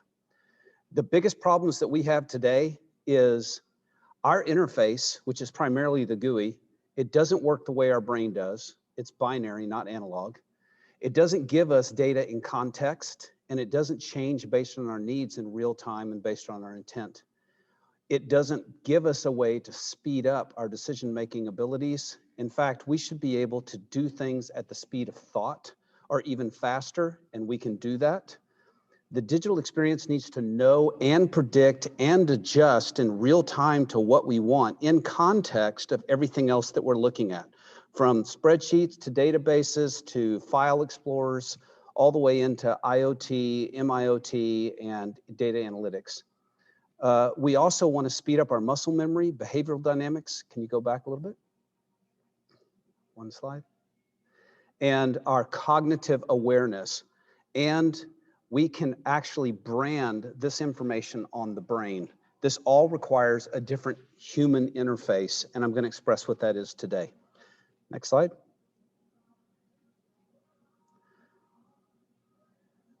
There we go. We provide a completely different human interface. It's based on a vector analysis of motion. We look at the human interaction, break it down into vectors, and then we cause the objects to respond to that vector analysis, which tells us human intent. And it provides faster and better location accuracy that works in XR, touch, and anything else because we're also predicting user intent. We modify the content and data automatically based on this system. We give the highest cognition and retention rates. We have found that we get on the average a 95% retention the first time you go through a process with this. And we actually provide a new metric, which is the user confidence. It's not just what you chose, but we know how confident you are in that decision and the intensity. That's in everything from training to advertising. And if you want hands-free interaction, you're not going to get it with the tapping or with gestures or with something else. You need to be able to have true gaze and true understanding of the user intent to make that happen. We have 50 plus Granite Patents. These are some of the companies that we work with. We were awarded the Gartner Best HMI Award. We don't put on here a lot of companies that are under NDA, and these include the biggest companies in the world that are providing new devices and past interfaces. Next slide. So this is a busy slide, so I'm going to go through it. The first, if you'll click on that first black to the far left, we're going to go from left to right. What we do is, oops, that's interesting. Works on mine. Never mind. Go back. I'll have to explain it now. Each of these were GIFs, and I'm not sure why it's really wanted you to see the way that we use our vector-based system. What we do is we're actually measuring the user's motion, and then we cause not just one object, but several objects in context to know our confidence in that group of objects, and then we cause those objects to respond. It works the same in touchless. So now in touchless environments, when I want to go in front of a screen and I want to work in 2 and 3D layers, it works. Maybe you can see, Asher, if you can make this work while we're talking. I guess not. The other thing is, in this, we also have an understanding of how the brain works. We have zero nausea inside of the VR experiences. And how do we do that? It's because we actually excite the peripheral vision and cause that to be the primary understanding of the context while the center or the retinal vision occurs. Yeah, you could show it that way. And so it's a way that we can actually see where we are now in time and even preview what that's going to look like in the future. Yeah, go ahead and touch that real quick, and we'll just have a bunch of things going on at once. Then this also means that we can provide dynamic lists so that we can move through. That's all right. I'll just talk through it. I'll use a lot of hand motions. Oh, there we go. So now this is the understanding of our SDK. The next click. And this is what it means that we can do inside of no-touch interfaces. It's 3D controls. These are all our patents. This starts with January 2000 technology, all to our latest vector analysis. And then the next one is, this is where we're actually seeing 2 different layers at once. You'll see this coming up quickly. And that's where you're seeing the future and the current at the same time. That's for locomotion and navigation. We have dynamic lists that show you multiple layers at once. That's 15 times faster than any other interface. And then we can apply this to the real world with AR persistence. So when you have one single data you create with this interface, it works across touch, PC, head-worns, and even in the augmented reality world and in the mixed reality world, where we can allow you to author and consume the content in seconds and attach it to the real world, just like we attached it to the automobile dial right there. So we take at the bottom there, go back one, at the bottom of it, what you'll see is that is where we take the vector analysis. Then we built the system that gives you the object understanding of what that intent is. We put it inside of a dynamic environment, and then we condense it all into a single point that the user can use, and they don't even have to understand. We make it easy. Next slide. Currently, our biggest markets are in the biopharma and in the DoD. We're new to the DoD space, but we're exponentially growing just over the last 3 months. We license our SDK and we work with other companies to embed it inside of their systems. We provide an entirely new training program that I'm going to go into in a second for the U.S. Air Force that they've said is the biggest change in the last 50 years and what they've been looking for. And then we also work in the biopharma world where we build flagship products. We work with 2 of the top 10 biopharmas in the world to create their new products, do their R&D, and provide it for enhanced instruction and consumer-facing products. We white label underneath of them, and there's several other countries. We build new companies. We build new kind of voice controls. We have new biokinetic security devices. It's all based on this single technology and how it interacts. Next. Our current traction, this is just in the DoD since May of 2019. We won a phase 1. That phase 1 went into a phase 2. We completed the phase 2 and immediately became licensed with the 355th. And now it's moving into the 19th with PTN along with Aloha Spark and the 535th. We were the only 4-time finalist inside of the AFWERX Base of the Future and Making Aviators Combat Ready. And 2 of those we're still working with. In October, we were requested by the 19th, and that was primarily with PTN, with the AETC to take this learning tool that we built in our phase tool, which is for 360 videos, and where the instructors can create the content and they can then have that entire lesson made with fully annotated and augmented, do it in less than 10 minutes, and then view it immediately on a headset, a mobile device, or on a PC. That they're asking us to turn that into the simulation world. So this is our first step to that. We also won putting our product on the Motar AF Create platform, and they want us to build out their entire XR content delivery database for that.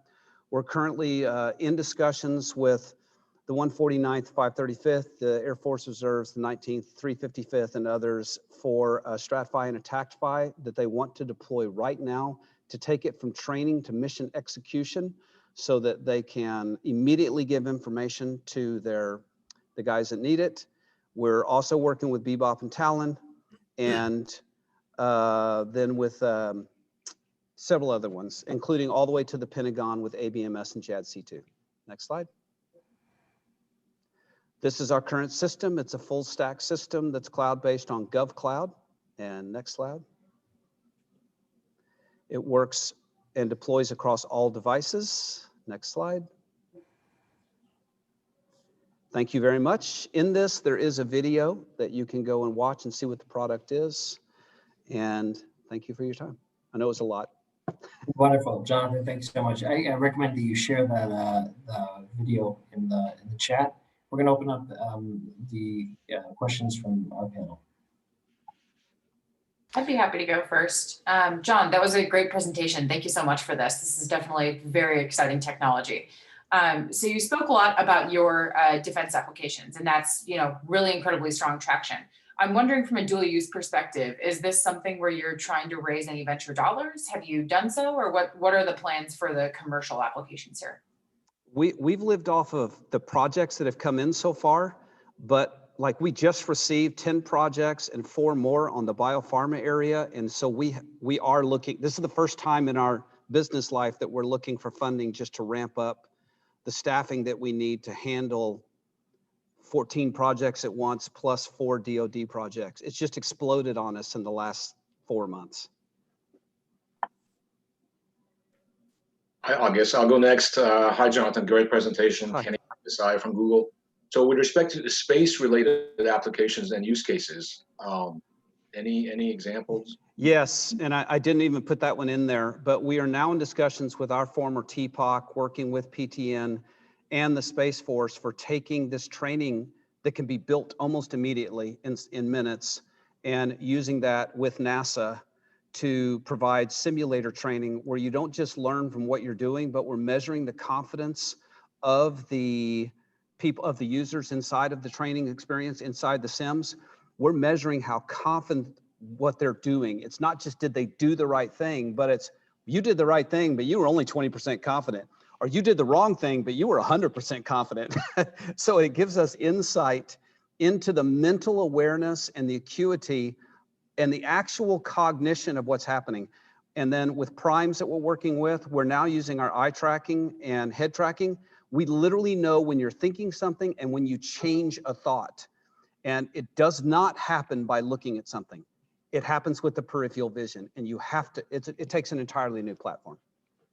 Okay, great. Just based on this use case, you might want to also consider talking to airlines, pilot training.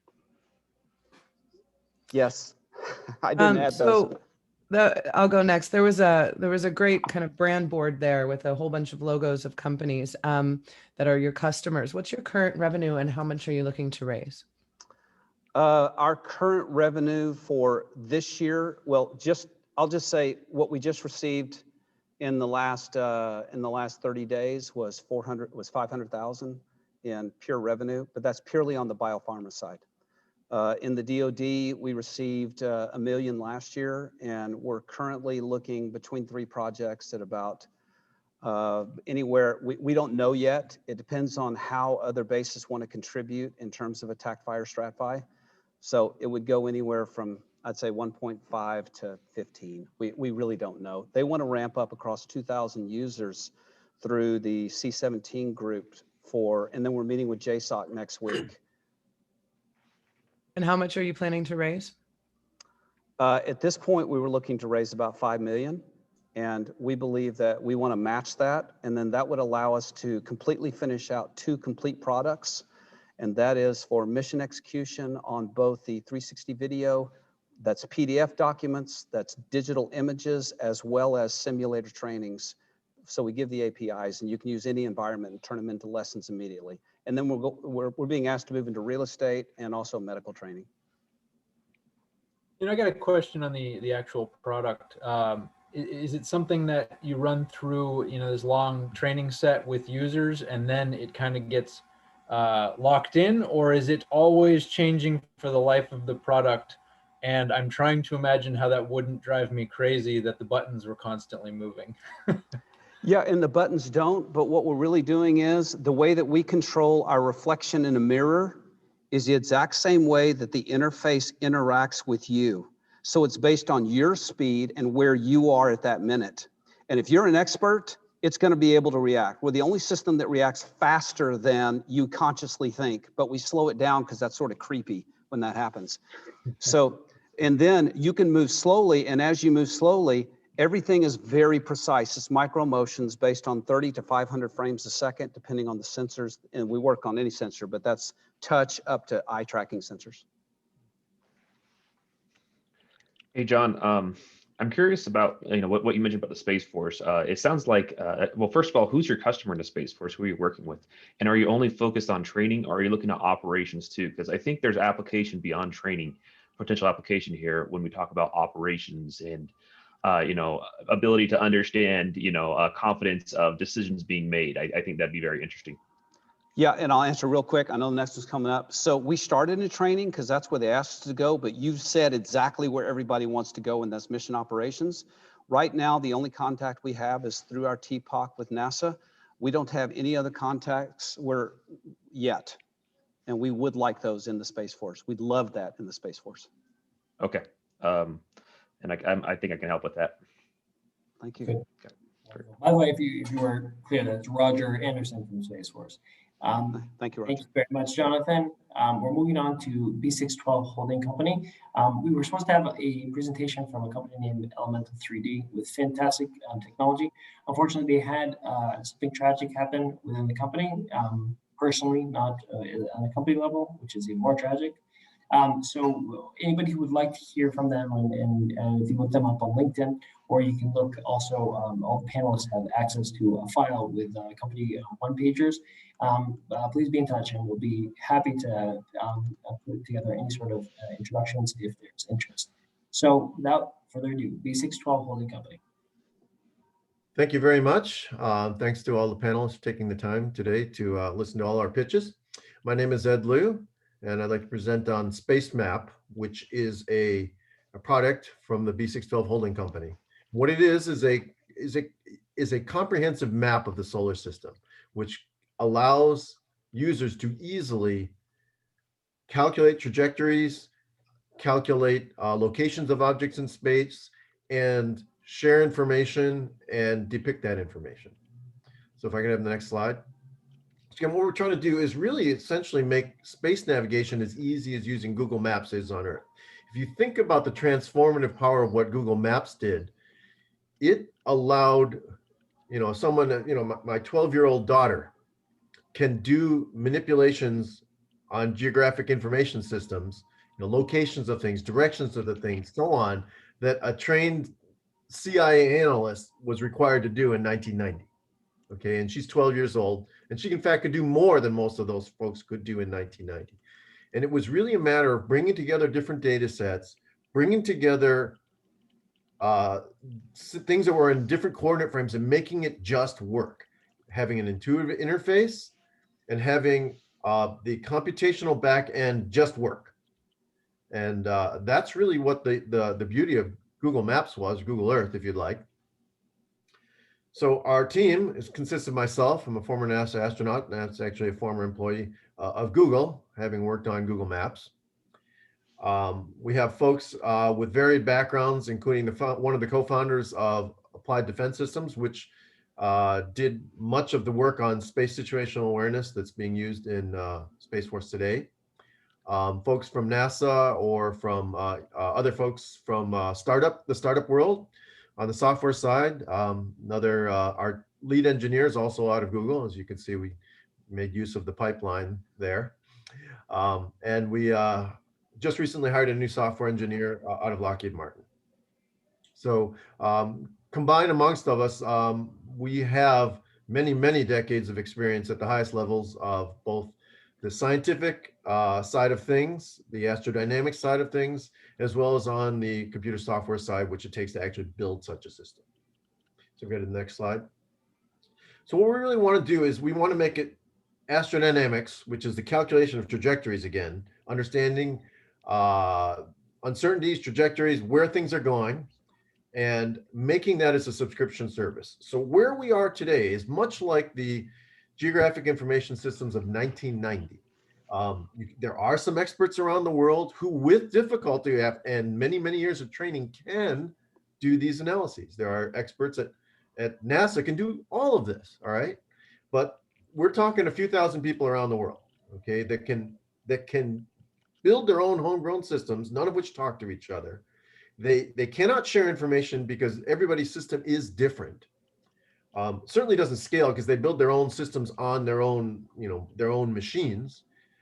They make use of publicly available data in many cases, meaning the locations of the objects in space, but they add their own data to it and they build homegrown systems. Okay, it's very, very difficult to build anything on top of this. In fact, what we're talking about then is to turn it into a mapping platform. Again, think Google Maps, usable by many. It's trivial to share geographic information today. I send you a link. That's it.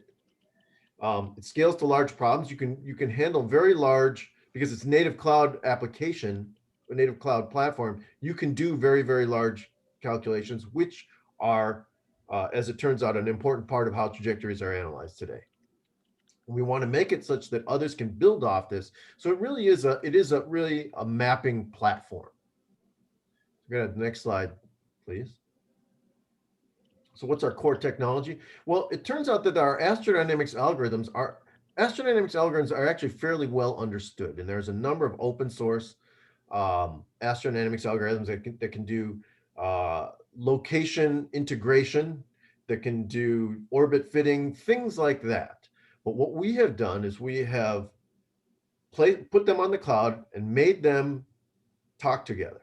Meaning we make that there are literally hundreds of different coordinate systems that people use, and we've made translators that allow them all to talk to each other so that the various data sets can play well together.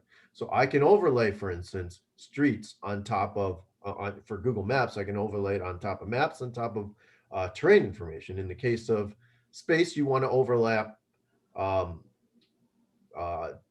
celestial bodies with spacecraft with other information, but they need to all be in the same reference frames in order to do that. And we built the running on Google Cloud, we've built the back end that allows all these things to run at scale so that you can call via API any of these functions. Like I want to calculate where this object will be at some point later, 3 weeks from now, for instance, or what's the range of possibilities of where it might be. So that's what our core technology is. Next slide. So who would use this right now? Well, the people, we imagine something similar in that the folks who would pay for this are the folks who generate these things, but then you would not necessarily charge people to just view them. So the kind of people who would generate trajectory information are mission designers, mission operators, folks in the scientific world, sort of that's the space and planetary science community. Turns out also that there's an important subset of this, which is how we got interested in to begin with, which is protection from asteroids. That turns out to be an incredibly interesting use case for understanding the uncertainties, because the uncertainties in the trajectories of asteroids is what leads to asteroids having certain probabilities of hitting Earth. And what people are going to do is people really want to analyze and share this trajectory information. And we want to make that easy to do. It is exactly the opposite today. It is incredibly difficult to do that and to work with other people who aren't working on your direct project. We want to change all that. So we're early on in this, and we built a working platform. So again, what's the market? Well, certainly there's a large number of new deep space missions that are being funded. We know of at least 19 of them that are funded, cislunar. There are many deep space missions, and we can essentially make their jobs much, much easier, both on the planning side as well as the mission operations side. Obviously, there are many research scientists. There are thousands of them. If you just look at for instance, the American Astronomical Society's Division of Planetary Scientists, there's thousands of folks who would use such software. So we think the near-term addressable market is in the tens of millions of dollars just for these particular use cases. In the long term, though, if the space economy does grow, and we think there's good case for that, then essentially what you're really looking at is a platform for location-based services for space. And it's a little bit different than the ground because everything's static on the ground. Everything in space needs to be four-dimensional if you'd like. 3 spatial dimensions plus time, because everything is moving.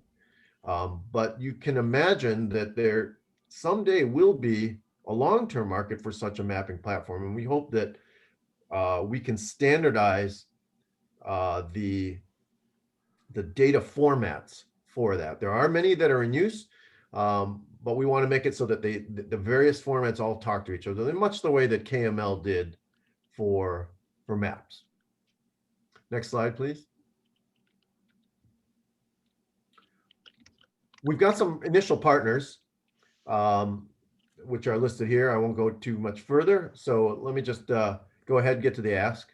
Next slide. So we are not seeking funding at this point. We are seeking help with gathering early customers for beta testing. And we'd love to get folks who could help us adapt our solution to the needs of the defense market, as we know that there are specialized use cases for this, especially as cislunar space becomes more and more important.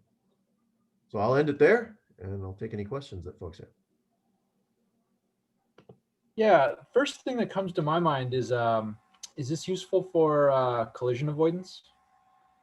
I mean, is this something that satellite operators might want to have either on board or running as an ongoing service to Yeah, to avoid space debris, the growing problem.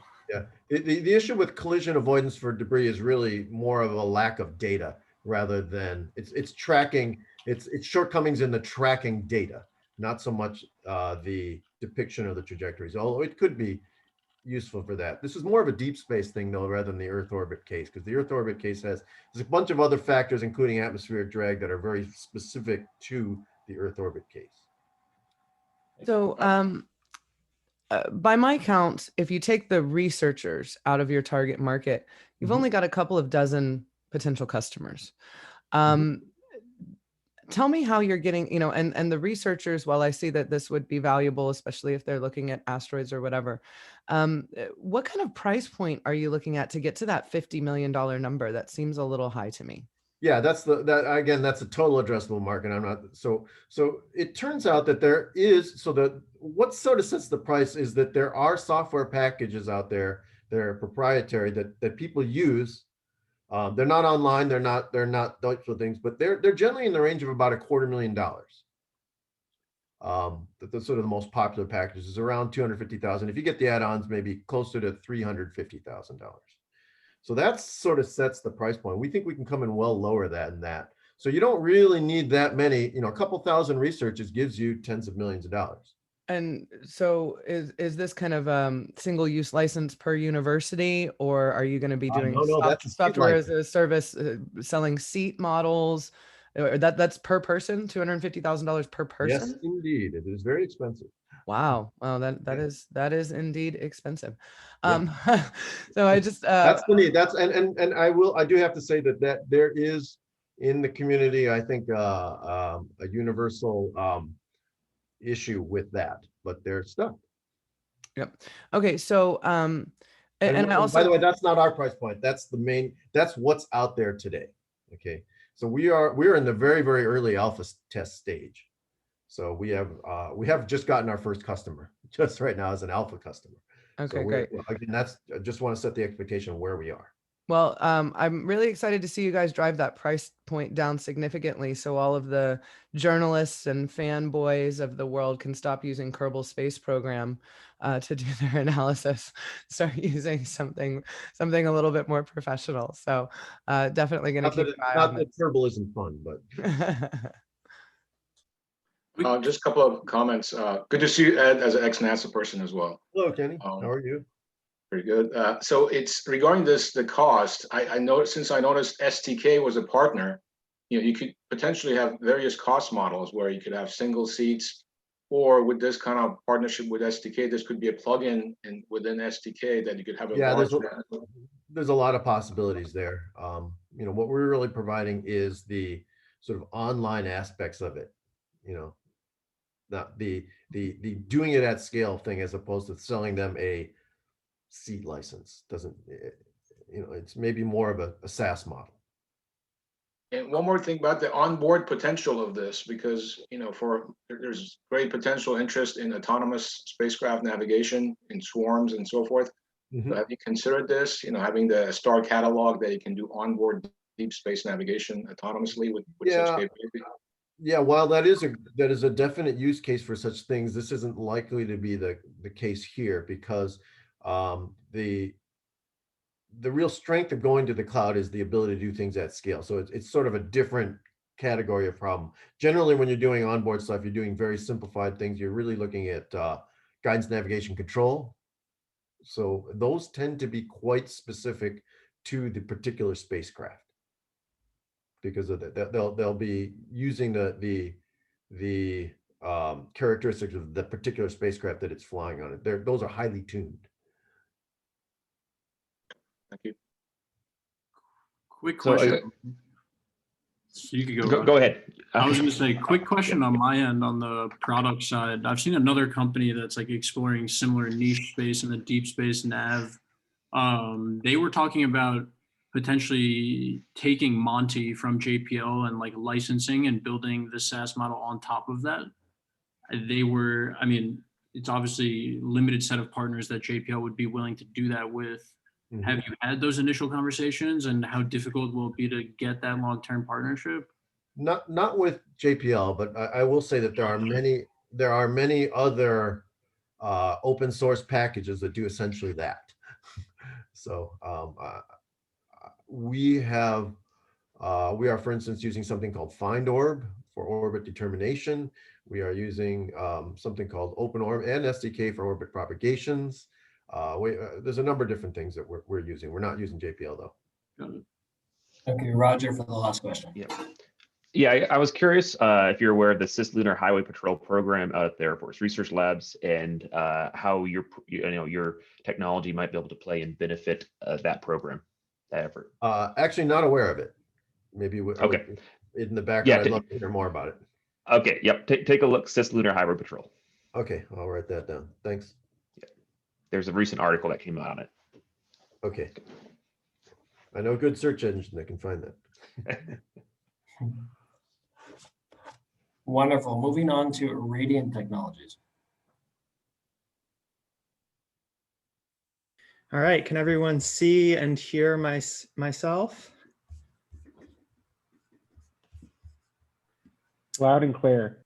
Okay, great. So my company, Radiant Technologies, is trying to really enable scalable 3D manufacturing of optics and photonics. And this is a very new company where it's mostly just myself, a solo founder, getting it started using my PhD research, which I did at the MIT Media Lab. And I have a strange path. I started as an artist, got obsessed with light and photography, then stumbled into the sciences through my experimentations and ended up inventing the platform that I'm now spinning out, just sort of ad hoc at MIT before I was even a student, and then carrying that through now to exiting with my PhD and getting started. My advisors entering into this are Maren Soljakic, Peter So, and Ed Boyden, all amazing people in their own fields whose synergy combines into many different aspects of what you're about to see. But a little bit of background on nanofabrication and how I'm disrupting it. So essentially the way things are done now is the same way the very first photograph was made. It was made by photolithography. You apply a photoresist, you expose and develop it to create a mask, you deposit material. It's a planar process. And when people were trying to make transistors, they figured out you could do it with functional materials. And then Moore's law was born. And that drove things down into the nanoscale. So I wanted to go back to the drawing board and think, okay, the planar process isn't going to scale into the third dimension very well. So instead, let's invent a volumetric deposition process. And what that has resulted in is implosion fabrication, this technology that allows for patterning of functional materials in any 3D geometry. It allows for less than 60 nanometer resolution, control over the concentration of materials, as well as being able to pattern multiple materials, just like normal nanofabrication. And more importantly, it gets access to many functional materials like conductors, dielectrics, semiconductors, even biomolecules. Now, in order to enable this, we are inventing an ultra fast lithography system so we can actually incorporate this platform, but also have a way in which we can go fast enough to do rapid prototyping in addition to mass manufacturing. So we can sort of shorten the development cycle and decentralize production for nano manufacturing. And that combination of the two things, we hope, will fundamentally shift what's possible in nanofabrication. The way it works is probably something I should skip over for sake of time, but I'm happy to revisit it a little bit. But the basic idea here is that when you can control materials in 3D that can affect light in very useful ways, you now have a general platform for sculpting light in 3D, which has many different applications across optics and photonics, which is a very large market segment, currently over $300 billion, likely to be over 500 billion by 2025. So even a very tiny fraction of this could constitute a very large amount of revenue in the not too long term. My current support is from namely an Activate Fellowship, which is sponsored by DARPA MTO. And it gives me a lot of value and gives me 2 years to sort of figure out my beachhead and get a lot of the initial tech figured out, as well as a little bit of venture money from the E14 fund with some uncapped safes. I'm still very much in the pre-seed round of raising things, and we've also landed some funding from the Department of Energy through an SBIR to build the lithography system, as well as through collaborations with Lincoln Lab. We have a seedling to do some development and gets me access to those spaces in development.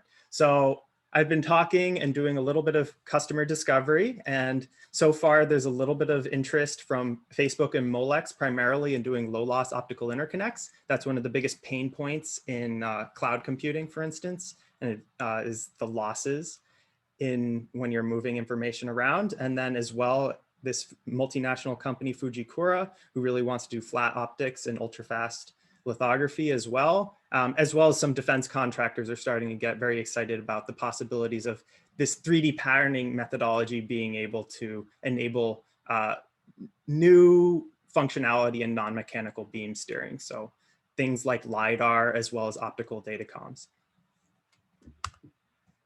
And this is very early for me, so I'm not looking really to do a pre-seed round at the moment. However, I am looking for help engaging with customers who might be interested in this technology, as well as looking for strategic partners and program managers who want to move forward with something like this materials platform and lithography system.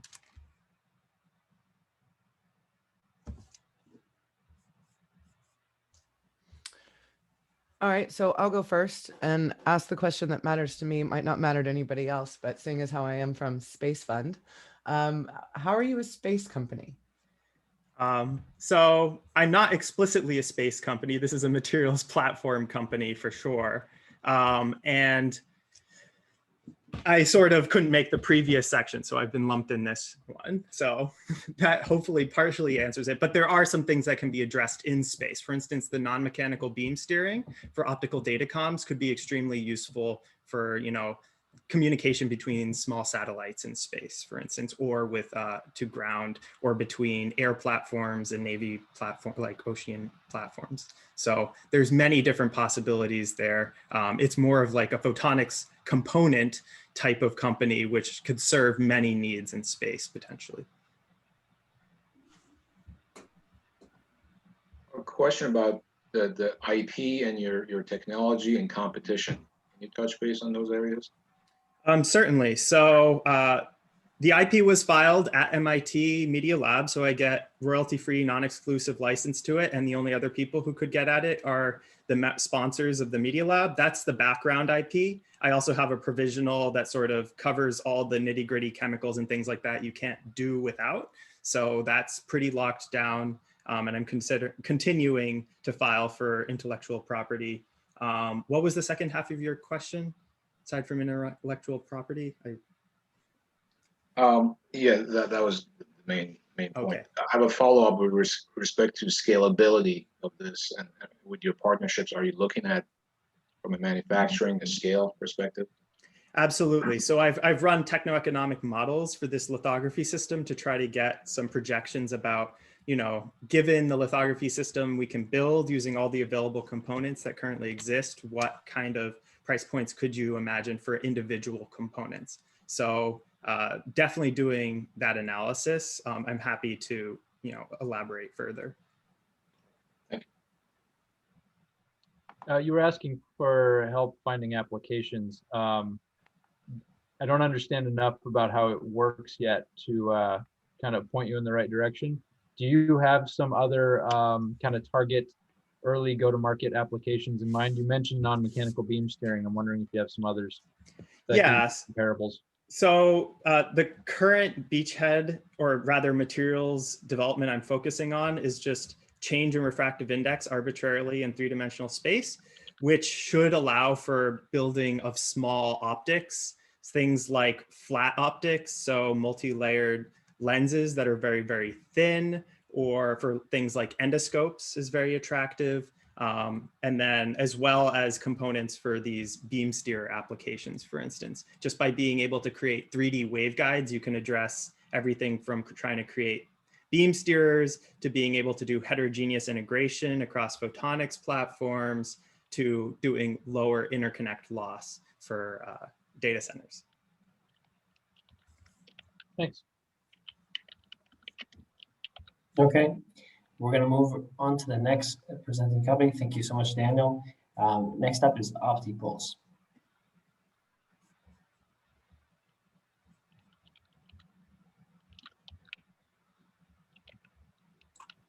Hi, my name's John Joseph. My team is basically some guys out of the national labs that optimized a lot of photonics many years ago, and now we're in commercial space. We have created a new type of light source, which is based on lasers which are used behind every fiber optics called a VCSEL. So I'd like to tell you why this is really advantageous for free space optics communications in space. Basically, the requirements for space are high power with energy efficiency, high bandwidth, single channel, high bandwidth with multiplexing, divergence control of the beam, low C-swap, which is cost, size, weight, and power, capable of radiation hardness, and non-mechanical beam steering is what we can do with this. So this chip that you're looking at right here is what we produce. We can produce this 20,000 of them on a single wafer, and I'll show you what it's capable of. Let's go to the next slide, please. So the advantage in this design is being able to take an array of these VCSELs and add them on a wafer scale so that they come out as a single beam. VCSELs in the past have always had low power, and that's why you had to put them into a fiber to get optical signals go over long distances so you don't lose the power. We are able to make much higher powered devices for wireless communications and sensing, LiDAR, light detection and ranging. Let me talk about, let's go back just for a second. So you can see the pictures here. One, the left side, the green part is actually the lasers. You can't see those with your eyes, but they put out quite a bit of power. And the other side is where the lenses are etched into the gallium arsenide substrate. With those lenses etched in, a lot of our IP is how we manipulate those lenses in their locations to be able to add all of the beams together so that a macro lens can project that into the far field with a uniform power density and uniform bit error rate. Let's go to the next one, please. So our CTO is world renowned in VCSEL design, epitaxy design. My expertise is in processing. So his designs lately are world record in power and speed. So that will the interesting part about this device is it acts like a laser, but it's actually a low coherent optical source. And that means it can go through the atmosphere much easier. The other advantage to this type of design is that 105 VCSEL lasers on one chip is just as fast as a single laser. Let's go to the next slide, please. And this is just to give you an example, that little chip on your finger there, this is the test of it. It's a 0.4 watts of optical power. That is enough to go kilometers of distance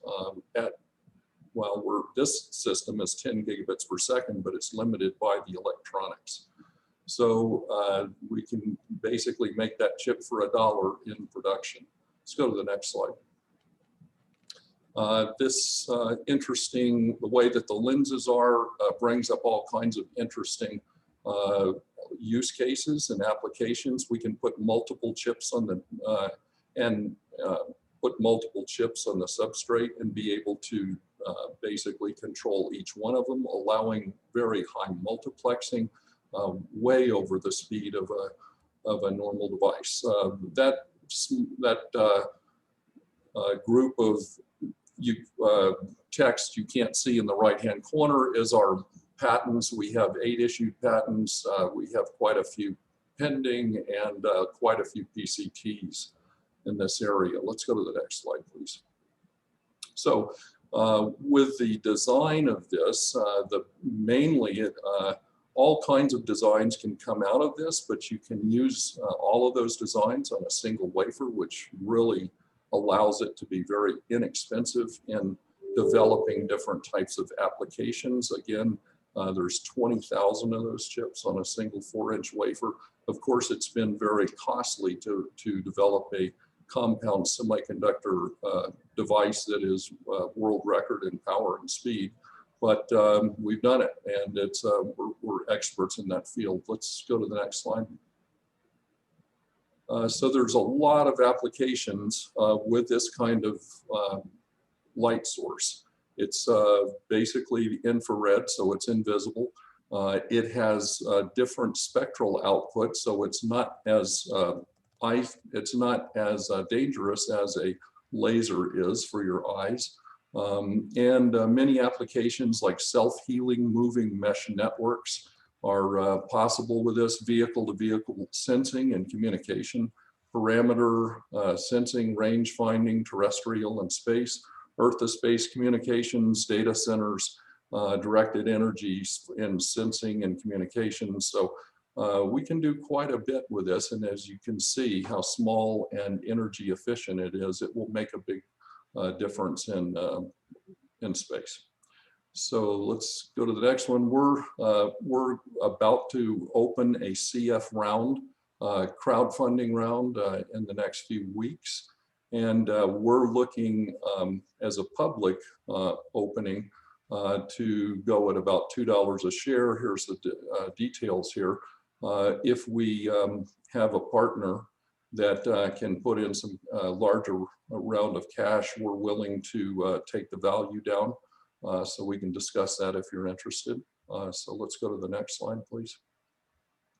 Our team is, 3 of us worked together at the National Labs back 30 years ago, developing VCSELs and optimizing them for fiber optic use. As a matter of fact, there wasn't fiber optics while we were developing these devices. So we have a very expert team in this round. Let's go to the next slide. And there's quite a bit of use cases here for this type of technology. I would like to just leave you with a couple of very important points. The reason why this technology is so important is because you can take very low power, fast lasers and make them a high power single source. That isn't capable right now, so we are the leaders in that field. And I'll leave the rest of the time basically for your questions. All right, John, I'll go first. And there's going to be a little bit of advice here first that then leads into a question. So bear with me for just a moment. Sure. You spent the majority of your presentation time telling us how you solved your problems, how you created your product. But you haven't really explained to me what problems. Just now at the end, you almost got there to explaining to me how you're solving customer problems, especially if you're going out for a crowdfunding round. That needs to be first and foremost. We are saving customers X number of dollars, X amount of weight, providing X amount of additional capacity. That has not really been well defined in this presentation. So flip this around and talk to me about what your product does. Give me a specific use case of a specific customer. This airman, for example, how does it change that particular airman's life, right? So help me kind of contextualize what the real value of this product is here. Now that we fully understand what the product is, but any crowdfunding stuff, you're going to have to really kind of flip that around and talk about the value to the customer first. So let's give me a little spiel about that. Thank you.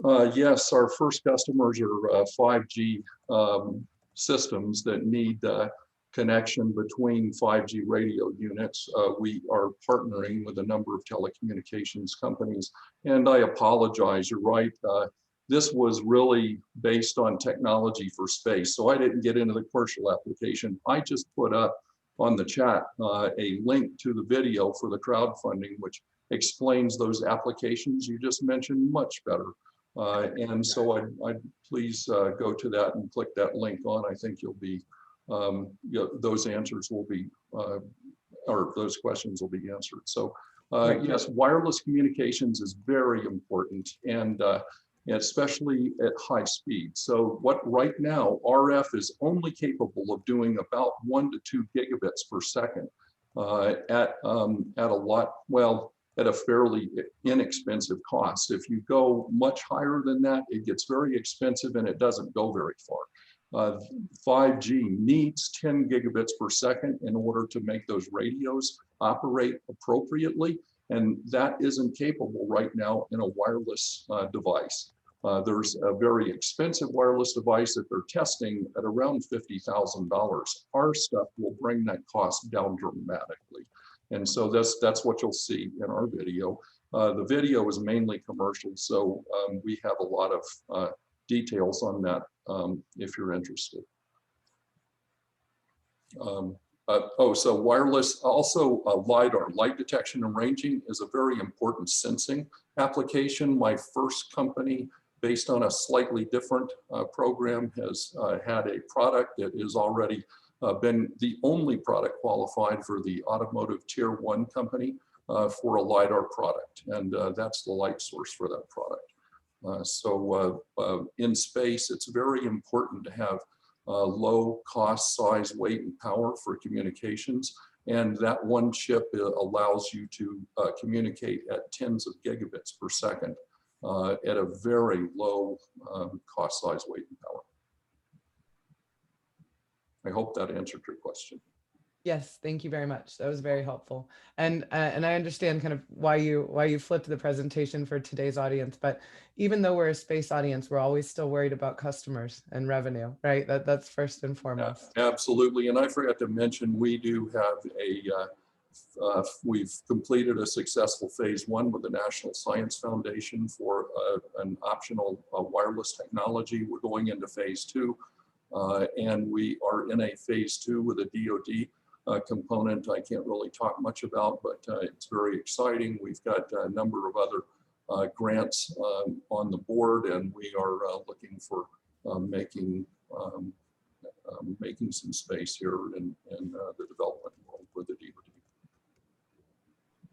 Question. Thank you for the presentation. Regarding your range, this is for space comm, space, either Earth orbit or beyond. Does your range scales with power? Yes, it does. There's 3 things in range which are critical. That is power, divergence angle, and basically the medium you're going through. So space can go very far.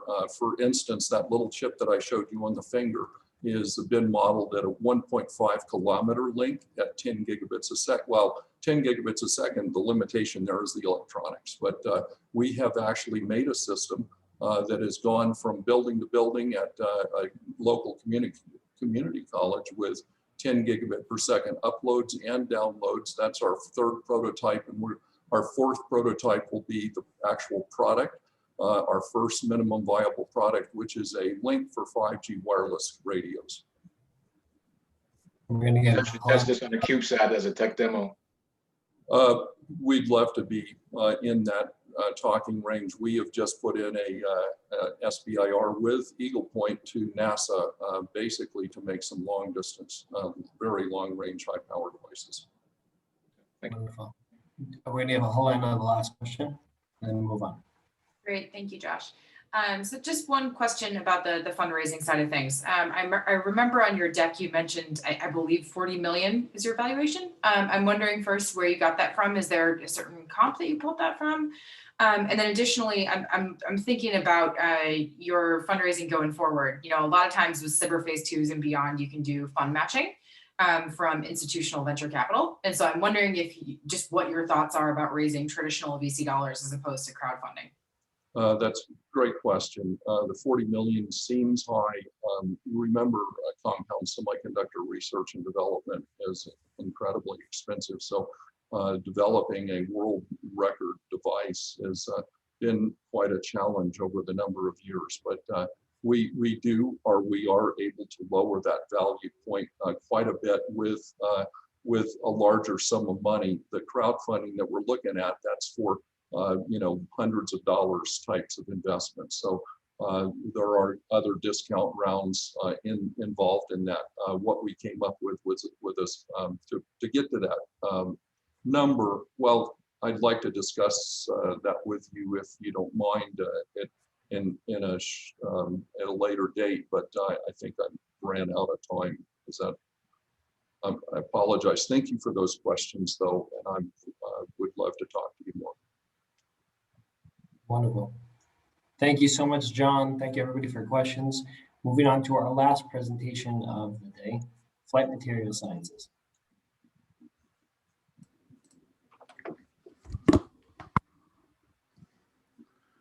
How are we doing this evening?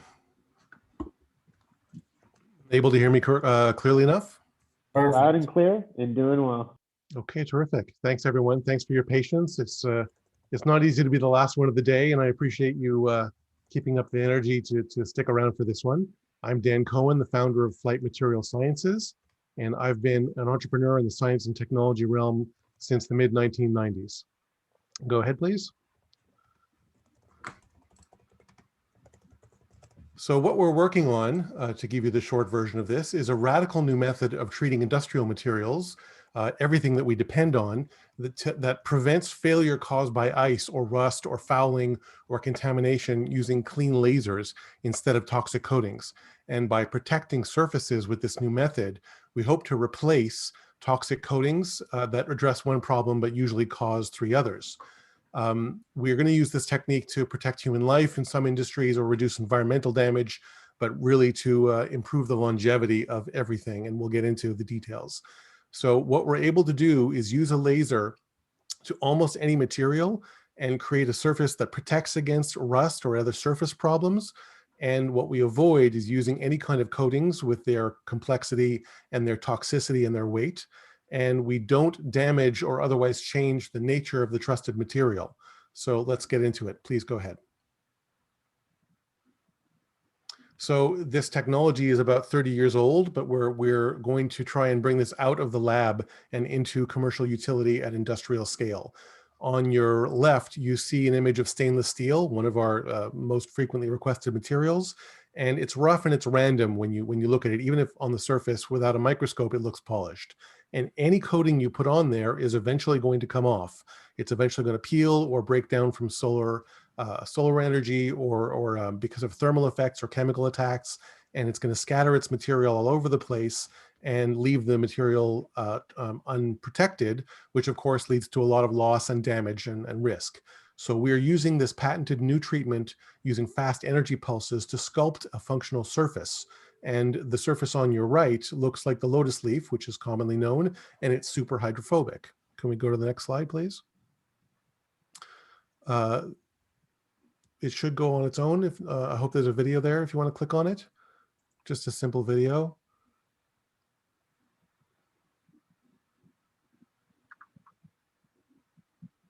Not working. Okay, well, this was supposed to show you the super hydrophobic effect, but if the video is not working, we won't waste time. What we're trying to show with that video is that the water bounces away from the material, and the effect is, oh, there we go. That's better. This is the video I love to stare at. So the water bounces away and cleans away material, and the effect is permanent and durable. Let's move to the next one. So we can repel or attract water-based liquids or oil-based liquids or epoxies or resins, and we can either replace or reduce or enhance the coatings on products with this. The surfaces can also be used to improve heat dissipation and even affect the friction between moving parts. And we've tested it on just about every solid material there is, so it opens up the door to a lot of applications, and we're always exploring new textures that give us new effects. Next one, please. So this has given us a lot of opportunities. It doesn't take a lot of imagination once you see that water is repelled from the surface.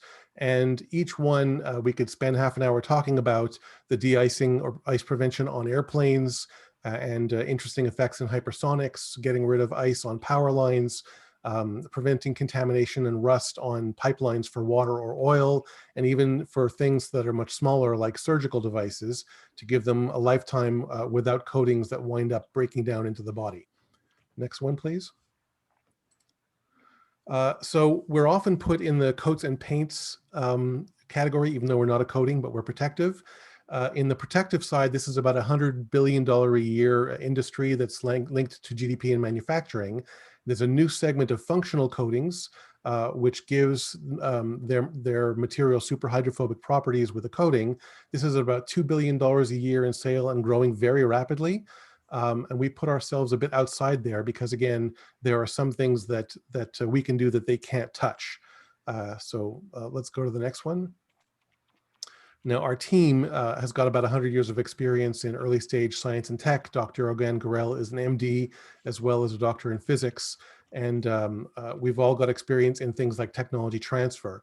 So it's important to know that because we are taking material that's currently in labs all over the world and bringing it out into commercial utility. So we're making arrangements with about half a dozen institutions around the world who are developing related technology to get this going.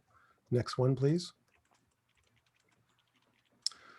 At this point, we thought last year that COVID-19 would slow our growth, and we were projecting 3 projects for last year, but there are currently 14 in place and signing a new one about every 3 weeks, and a pipeline of more than 50 customer inquiries, both commercial and military, because this is a very dual-use technology. The Army, Navy, and Air Force have the same rust problems or worse than is happening in the commercial side.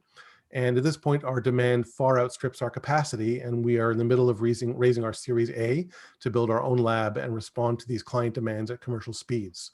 So the intent is to license these great technologies from the universities, make them into commercial products, and build devices that go both into manufacturing and into field use, where the long-term licensing and royalty revenue lasts between 5 and 25 years, depending on the industry. Next slide, please. So with your support, we want to try this technique on products on real world conditions in every industry and see this exciting new class of technology emerge. So please work with us to expand this mission of making everyday materials extraordinary. Thanks. I'll be happy to take your questions now.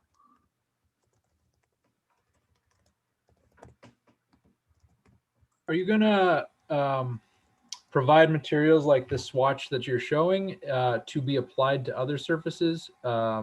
Or are you intending to like pattern the parent material? Like, you know, I'm imagining the inside of a pipe for a pipeline. That seems like it's going to take some development to be able to do the inside of a pipe, but a lot of application. Well, we do have a project that's designed for next quarter for the inside of the pipeline. So if the application on the outside of the pipeline is more about preventing rust and other kinds of corrosion, the inside of the pipeline will be treated to be oleophobic, which will improve oil and gas product flow. So there's less dilution chemicals needed and less energy for pumping. So yes, we're working on the inside and the outside of pipes. And in water, that's also about scale. And how does this compare for cost, doing these big areas versus coatings? Well, right now we're going at about 1.5 square meters per minute in terms of process speed under ideal conditions. So we've got to build the devices that go under less than ideal conditions. And the costs are expensive compared to coatings up front. But once the laser is in place and the equipment is in place, it really is the cost of electricity instead of the consumable. So if it works very well to either replace the coating or enhance the coating, the business case has to be clear, which is why we're chasing after such big elephants like rust. I heard that at 1.5 square meters per minute. That's right. That's impressive. Good work. Thank you very much. So is this something where a manufacturer would purchase one of your machines? Is that kind of the business model here? And then it would be the pipeline manufacturer who would operate the machine? Or is this something you guys want all the pipes to come through your manufacturing facility? How's the business model work? Well, it's mostly a licensing play. So and we've done this on this team before. So we know that we have to go to places like Chevron and SABIC and all these places and convince them that this works. And when we do convince them that it works, and they're the ones who sponsor our projects, they turn around and say, okay, Flight, this is where we get our pipes. Please go ahead and integrate into their supply chain so we get our new deliveries with this stuff intact. But we're pursuing both the manufacturing and the field pieces because there's several million kilometers of pipe and wire and air structures already out there that we need to treat. We can't just be for new devices. Now, you haven't asked the question, but we do have several applications in the space domain, and we've applied to Air Force and Space Force and for SBIRs to prove out our value, making black bodies without weight to prevent glare and to improve solar glass as just 2 applications. Regarding, that was my question about space applications, is how about electrical properties? Does your coating change conductivity or?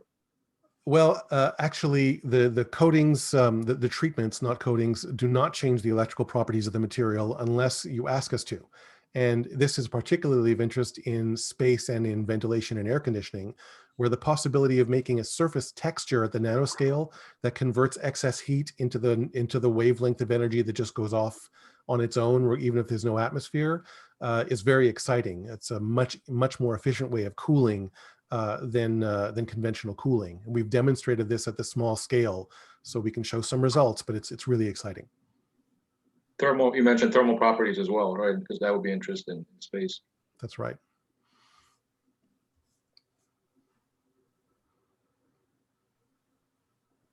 So there's a question on the table. There's a lot of IP in this area. Is yours in the method rather than the utility functionality? And the answer is it's both. And as a tech transfer company, our job is to identify the important parts of IP that are coming out and grab licenses for them all. That's why we're working with so many different institutions, because they have such great fundamentals for us to grab hold of and put into our portfolio.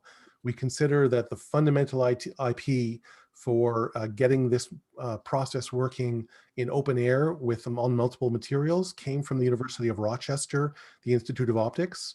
And that's our anchor license with Rochester. But we're also talking to Penn State and the Hyles Institute in the Czech Republic and the University of Quebec in Chicoutimi.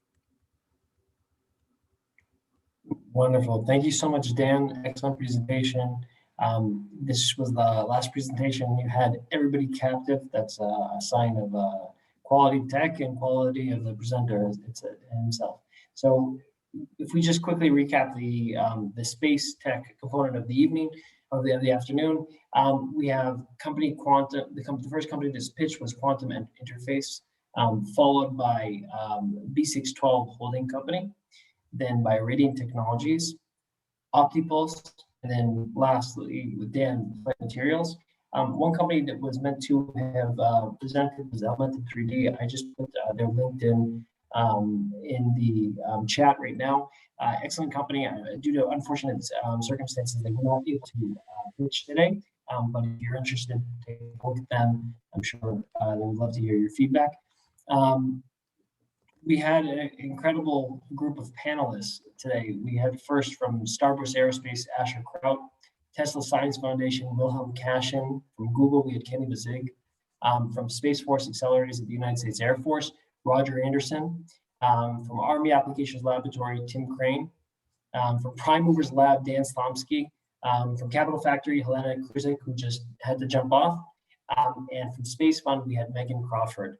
Thank you so much, everybody, for joining. There's an incredible kickoff event. I hope everybody gleaned from this experience, meeting great companies on the one hand, and the other hand, the stakeholders of your industry, and specifically in deep tech and dual use technologies on the other side. Remember, this is the first of three pitch events that will occur over the course of the calendar year.